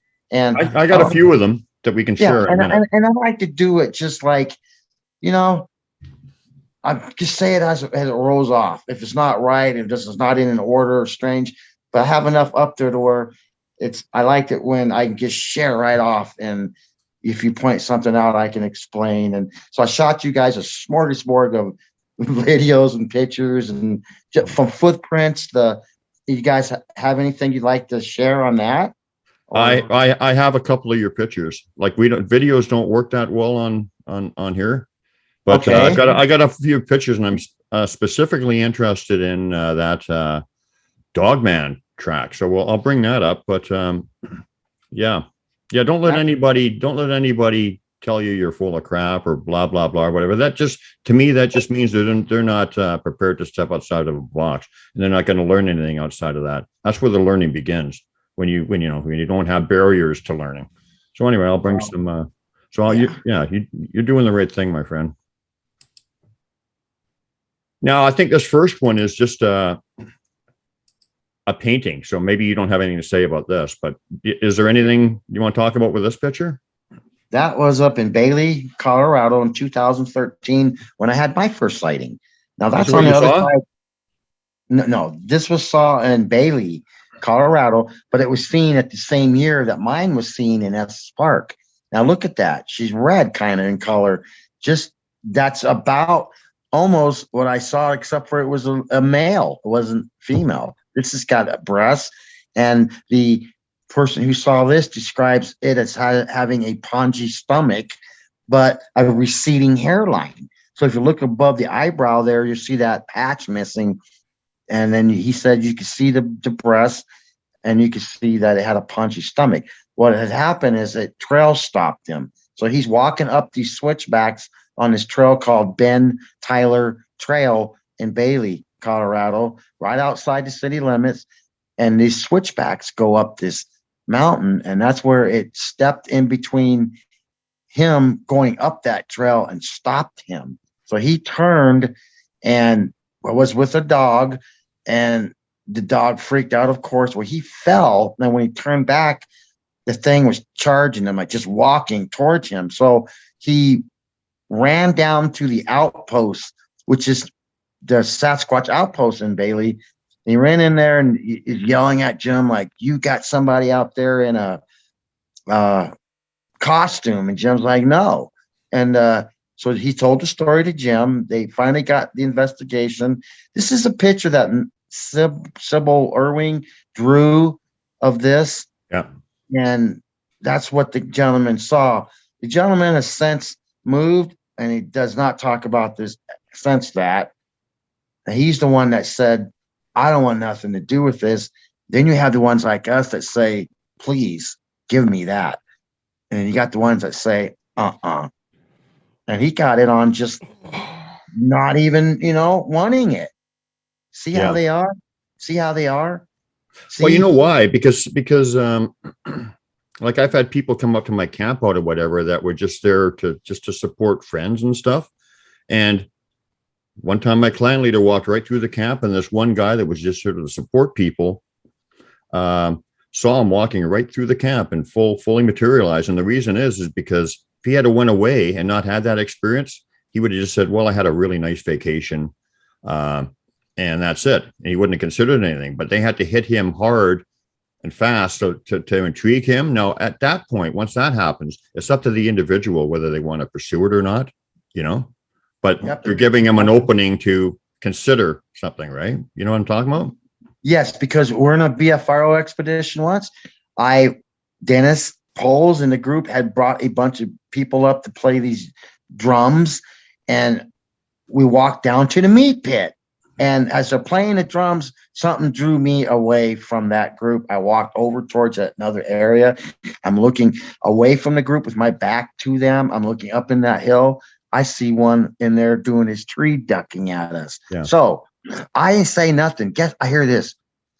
I hear this behind me. It's Dennis. Dennis walks up behind me and says, Kenny, he's right there, isn't he? I said, yeah, Dennis. And you know what? We're not going to say a word. Yeah. I might have been there for that, but you didn't see me. Hey, look, there's one up on the hill. Didn't do none of that. And then when I heard Dennis come up behind me and go, he's right there. I was like, yeah, buddy. And we're not going to, and we walked off with him on my elbow, and we just walk off like, yeah, that's, these guys. And that was just so cool to me. I mean, but the reason I mentioned this before, the reason I think that probably that Sasquatch individual was peeking behind the tree is because they love music. They love singing. They love children. They love high vibrational stuff. That's what attracts them. So when these guys are saying, "Oh, we don't want this guy up here playing his drum or whatever," well, that's not the right attitude, man. No, that's exactly what they want. How do you know? Yeah, that's not that's not the high vibrational laughter, and drumming and music, and that's what's what brings them in. I mean, that's my experience. So if these guys saying they don't want that's ridiculous. Well, we're taught with the BFRO to troll them. We want the women to drink a little wine and go in front of us and be goofy and loud and all that. We want that. And then, like you say, we bring them to us kind of in a sense where they troll into us because they want to come in and touch our windows and our tents and they want to interact. So many times a lot of times is how we do it. And I think that they have their children. They're making these. One story I had was a friend. He's passed away now, but he told me a story that one time he was out there and 3 of them walked up to him. There was a family, and he says the little one, about 4 feet or so, was reaching its arms up at him, going like, pick me up. And he said, Kenny, I wanted to pick the little one up. I didn't know what the dad would do. And I thought, well, if that little one would have made some type of noise that dad wasn't familiar with, he would have rogued you maybe. But he said, I didn't feel that. He goes, but I wanted to pick that little one up. And I thought, man, these things, they're walking up to him. I mean, and he's telling me this story. So of how this little one wanted to pick him up like a child would, a human child would want their mom to pick them up if they fell on the ground. Or it's just like their life is like ours, where they see things and they're as intelligent as they are. They're more intelligent than us. So. Oh, definitely, 100%. So like my point with this vibration stuff or whatever is like when I hold my Sasquatch camp out, I only invite people who are open to learning and whatever they're. If we're sitting around and talking about, the world today and how it's all going to shit and whatever, we're talking about lower vibrational stuff. They don't come around to do anything. When we start singing and talking about them and talking truth about them and we're talking high vibration stuff, that's when they come in. So there's no question about that. So I wanted to ask you before we move on to the next picture, how accurate is this face from what you've experienced? Is that what you've seen too? I'm sorry, what was it? How accurate is the face on this red female, is that basically what you've seen too? Is it very accurate? Oh, so if in my case, I did not, it was taller on my end, but it had the colorish the same in a sense that it was arbon color. Mine was. So the face was much more different on mine more of the human, and it had no sagittal, and it had more of a human nose. You ever see Kane the wrestler on WWE and the Undertaker? Yes. You ever see how their bridge is pushed in and they got this honk, and that's what mine looked like. It was more of this here, but the same year, guys. This is in Bailey. Mine's in Estes Park. If you hop and skip over the mountain, you'll be there in an hour and a half.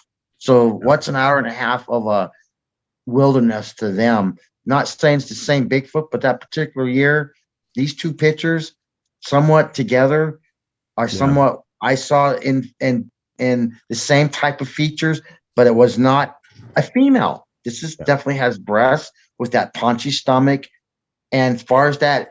Up top, I said to mine had that type of scraggly hair down. It wasn't this beautiful like the black one I seen. His hair was so beautiful. What drew me away from the red one because of the black one, how it was the sun was hitting its color, and the way the little sagittal crest on that little one. And you're looking, thinking, do they do like a human when a human has their heads and they're still growing? They have that soft cap. And I'm not saying how big this one, it was bigger than a baby, but I'm just saying, how are their heads? You just get blown away how they develop from that smallest to this big ones, and the bulkness and why am I finding always juvenile footprints? I find I see my first Bigfoot is a juvenile. I see a juvenile going to an orb. That's a beautiful footprint. There you go. It's like that's a beauty. Yeah, that's a beautiful footprint. Yep, juveniles going to orbs and whatever. But my experience is, and we'll move on to the next picture, is that even within the same clan or the same area, you can have some that look more like ape-like or whatever, and some that look more human. Yep, whatever that means. So now, what's going on with this? Is this like and I hate looking at stuff like this, but well, what happened is I got a phone call. I go out to the guy's land, something eating out of his food, and so I set up a trail cam as raccoons.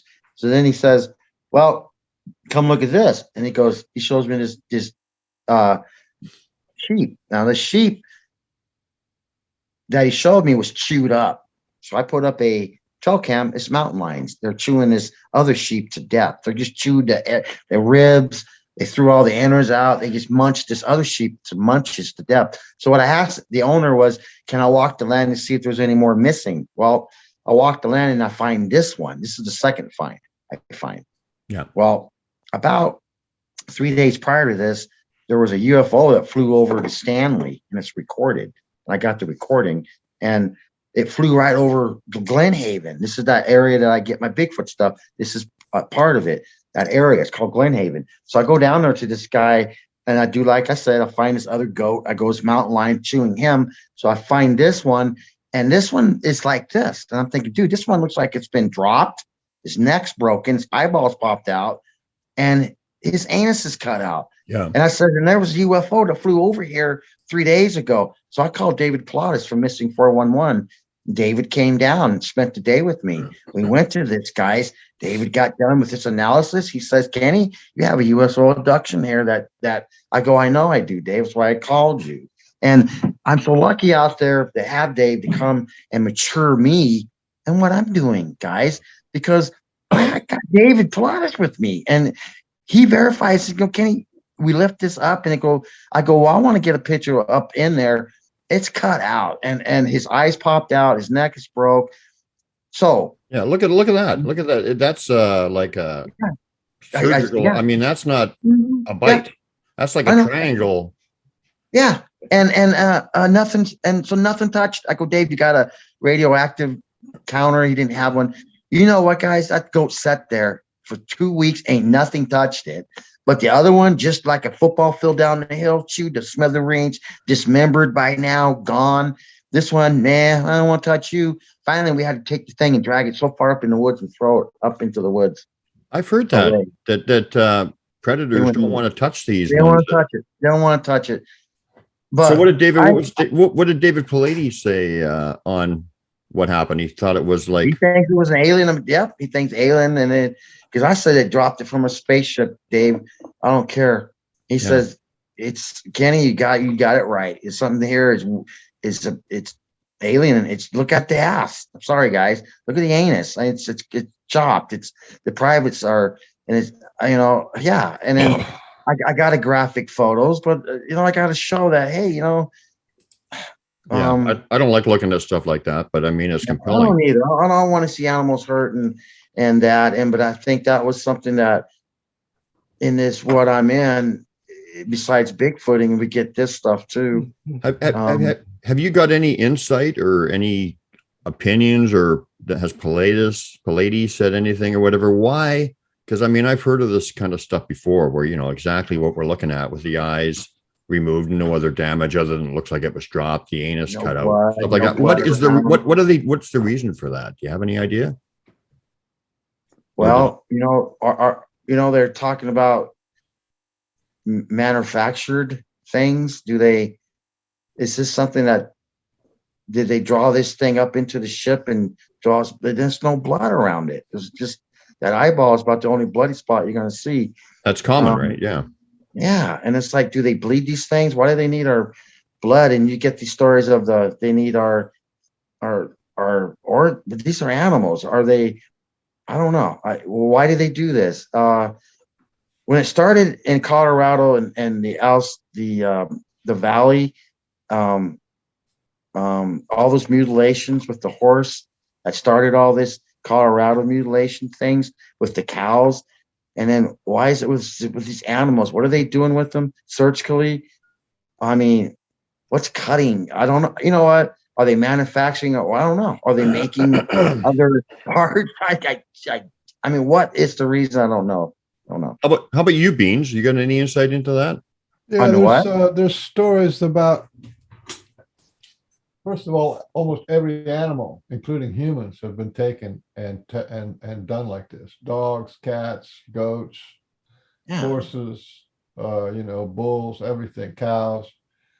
They've all been taken, and I think somebody I saw a map one time, and then you have like nuclear power plants and nuclear installations and nuclear, wherever they store nuclear stuff like that. Then you look to the east and south, right, of that, and you can see where the animals were taken. So there's this kind of a relationship to nuclear radiation, how much nuclear radiation escapes, gets on the land, and then affects the animals. Yep. So that's one explanation. I don't know if that's the absolute truth or not, but that's one explanation. Did you see that drone shot of that moose that was running without a head? And it was over near that power plant that went down. Was it in Russia over there or somewhere? Somebody's flying a drone and it's showing this moose without a head. And just what you're talking about, this radiation, what do they do to these animals? So what we got here is looks like maybe an adult track and a juvenile beside it. Yeah, that's that reservoir I go to and get these tracks. And most of the times, I know there's humans in there. There's human contamination. Well, they ran with the humans. They run with Bigfoot's got to be around humans to see them. So yeah, there's going to be human tracks. But yeah, these are when I get there. I try to pick out the most interesting, most flatter the better. With that mid-tarsal break and all blah right blah here, blah. Yeah. They both have that. That Meldrum has drilled me about. And thank you, Jeff. But it's just making me better. But sometimes the ridicule from him is hard. And I think, well, sometimes I find things that you're talking about with my inline. You might have a video of but I got some videos of so inline strides. We don't walk like that. We don't walk like we're on a tight rope. We don't walk with that consistency of that gap between us. We don't. And there's many times in events, I'll try to get humans to walk a straight line. Hell, they can't even do that. And it's one track way. The print is only 5 inches. And the little thing is walking very inline next to Mama. And Mama is so inline, it's just unreal. So and that's why we can't criticize these guys like Jeff Meldrum or whatever, because they give us valuable tools to work with, they do good work. That's obviously not a human print, this one. Right. It looks like 4 toes too, which is odd. A lot of times I got 4-toed tracks. Yeah, up there. I got them casted here. Can show you. Well, this one's 4 toes right here. Well, that's okay. You guys don't got the camera. That's okay. But yeah, that's fine. We can see it pretty good. Yeah. Okay. Yeah. Here's one of their structures. I like this. Is this your picture? This is a structure that. It's been in a friend's. He's been on property for 25 years, and it was there then. And it's behind Mount Meeker, near St. Milo, up above Estes Park. But them days. Hold on a second. You saying this has been standing for 25 years? This structure? Yeah, or more. Wow. But what's the first thing you're going to get out of people's mouths around here that built that? Boy Scouts. That's what they're going to say. Now, there was a camp called St. Milo. If you know what that is, the St. Milo Chapel. It's a church on the rocks, and it was built diocese of the Catholics built that place, and the Pope was actually there one time. But and it's a ways from that area that this would be any part of a project the Boy Scouts would do. But it's been on this property for that long, since he's been there. And there's another one a little bit adjacent to it, down a little further. But yeah, it's been around that long. And in that area, it sits on the base of Mount Meeker. So it sits on the base of a mountain. Mm-hmm. Are there any new ones? Are they doing them there often, or is it?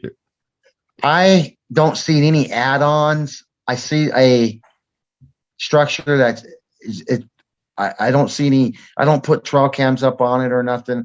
I've probably only been to the structure in my days of knowing where it's at, because there's a little bit out there that maybe a dozen times, but I've never seen it to where it's been ever added to or torn down or just, inside. No, I mean, any other ones in the area that show up. Yeah, there's, like I say, there's another one adjacent to this one, about maybe 50 yards out, but not as big. Okay.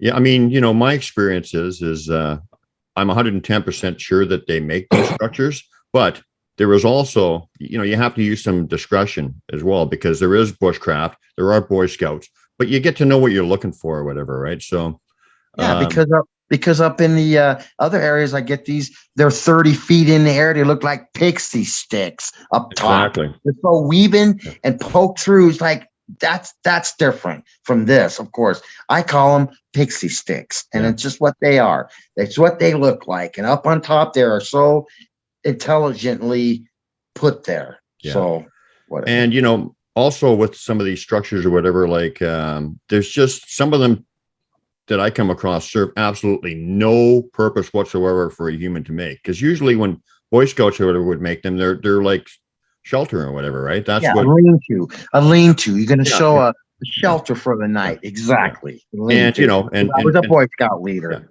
And plus from my experience, I see glyphs all around them quite often, tracks. They decorate them with ferns, peel bark, just things that people wouldn't do, right? Right. And you said it. You know what I think? It's art to them. That's just me. It's art. It's art to me. I think, wow, the gifts that I've gotten, woven stuff. Oh my gosh, I got a beautiful gift given to me in Kentucky, in an area on a trail that it was beautiful. This gift of woven. I'll have to show it to you of what they can do. But anyways, I'm getting a message from the Sasquatch giving me an energetic. They want me to talk about something specifically right here as far as these structures go. Like quite often, they leave them around people and whatever, and in these camps and whatever, and where people camp out or whatever, is because it's a non-threatening way for them to say, "Here I am. Do you see me?" It's kind of like a gentle introduction, and then people can go down that road if they want. But it's a gentle introduction to hi, I'm here. Do you see me? Basically, calling card. Okay. Yeah. Hey Ken, when you said you got that gift in Kentucky, yes. How many times have you been on that trail in Kentucky? Oh my gosh, I'm so glad you asked that. My wife has a family reunion in Buckhorn State Park down there. And we go every year to that family, because I make sure we go so she can go to her family reunion, because you don't hear many people doing that much, but maybe they do. But I make sure she goes. And for 4th year, I was there. I go on the same trail. I do the same thing all the time. And on that trail, it's called the Moonshine Trail, about 1.5 miles. And that in the 3 years prior, I used to get gifts and intentionally want something back. I would think, all right, what are you going to give me back if I give you this? This particular year when I went there, I didn't care. I was like, I thought when I went up to buy, this is what it was. I went up to go buy the candy bar, a baby Ruth. I went up and thought, they're hungry. So let's just give them a baby Ruth today. I didn't think about, I'm going to give you this gift and I want something back from it. I just didn't think that way. I thought, they're hungry. Let's go get them a candy bar. So I go do my thing on the trail. And before I leave my trail, I throw the candy bar away that night, just throw it in over here by a tree. And then in the morning, I know we're going to leave because we're only there a couple of days. And I come back in the morning to walk my dog down the trail again. It's only a mile and a half. And I go back and I get to the point where I had thrown the candy bar, that's the 4th year now. My intentions was not, I said not to get a gift back. It was just because I wanted to feed them that year. And I didn't want anything back. They gave me this beautiful thing wrapped up in it just freaked me out. It was beautiful. It was sitting there where the candy bar was. And I thought, at that time, my dog is starting to freak out. So I got this beautiful gift. I know a Bigfoot's in the area and my dog is showing it. And in my video, you will see my dog, how it reacts to this moment. And so the gift that I got, it took 4 years to get it off that same trail, everything was the same that I did. I tried to be repetitious.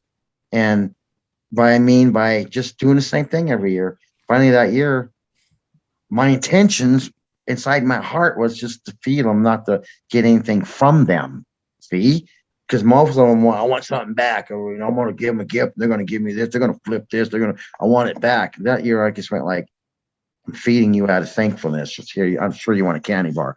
So, but that's how I got that beautiful gift that was woven. I get back and I post that gift online and show people, hey, look what I got. Some lady from Texas sent me a picture. She goes, I get the same gifts out here to me. I go, well, what is that white straw it's wrapped in? She goes, that's sweetgrass, Ken.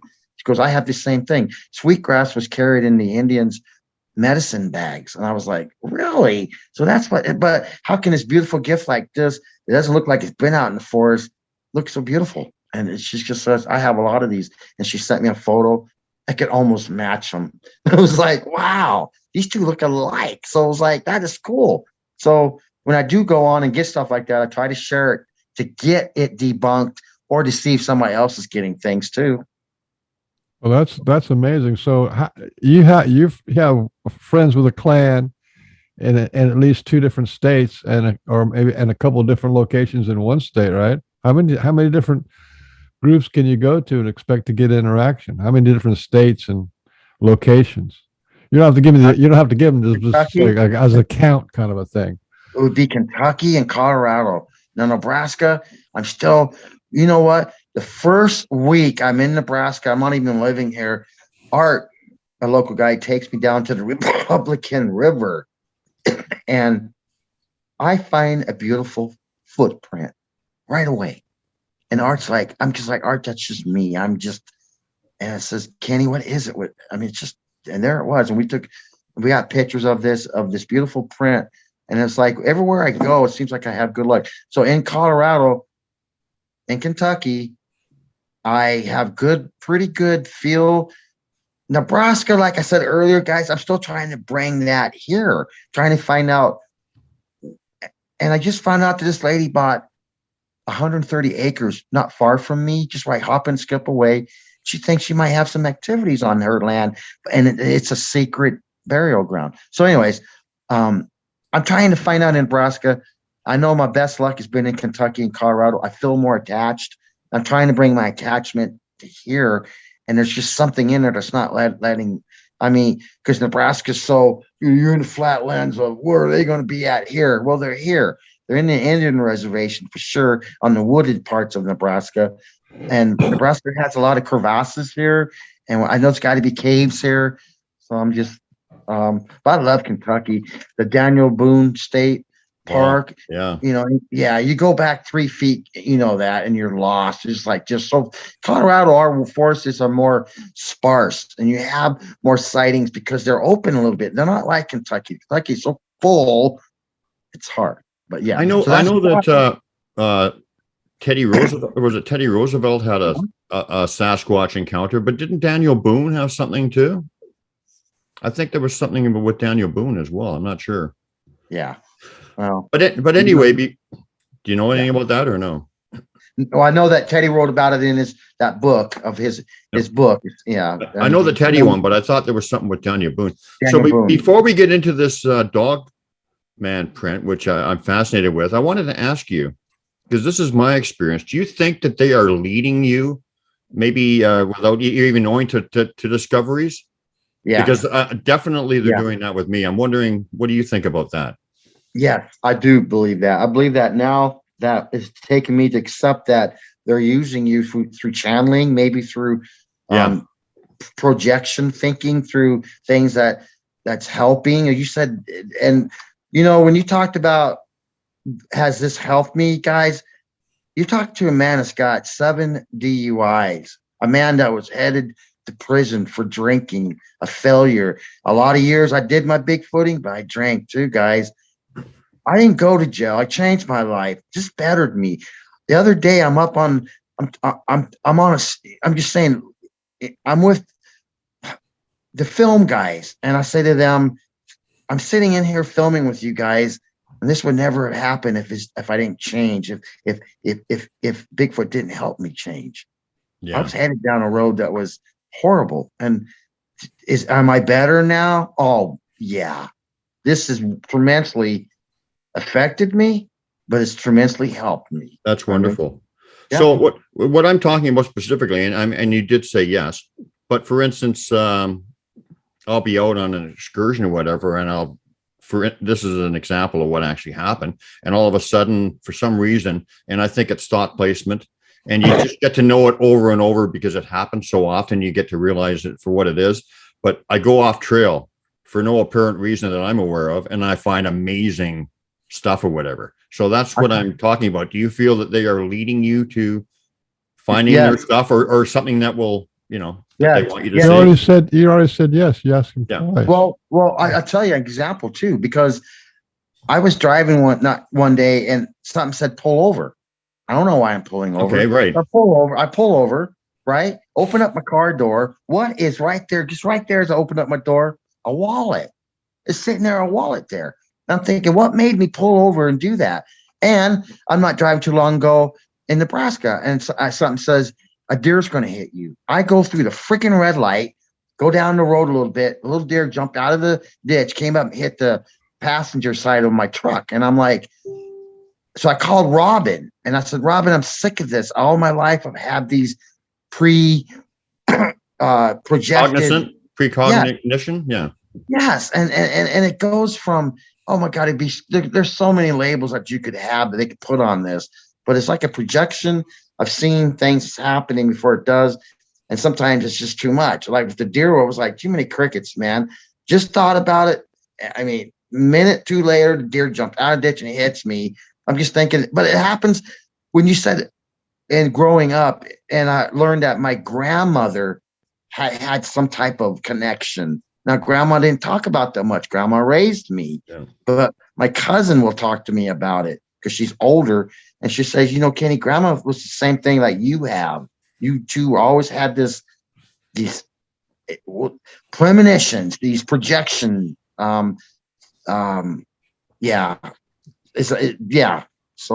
that's got something to do with the Sasquatch is not trilinear time or whatever. These precognitions have something to do with that, time is not really like we think it is in the 3D reality. So Pork bean in a can, pork and bean in a pan, pork and bean. Man, we love pork and bean in a can.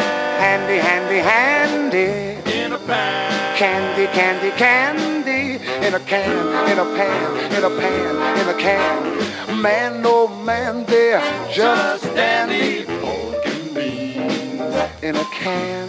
Pork and beans in a pan. Pork and beans. Man, we love pork and beans.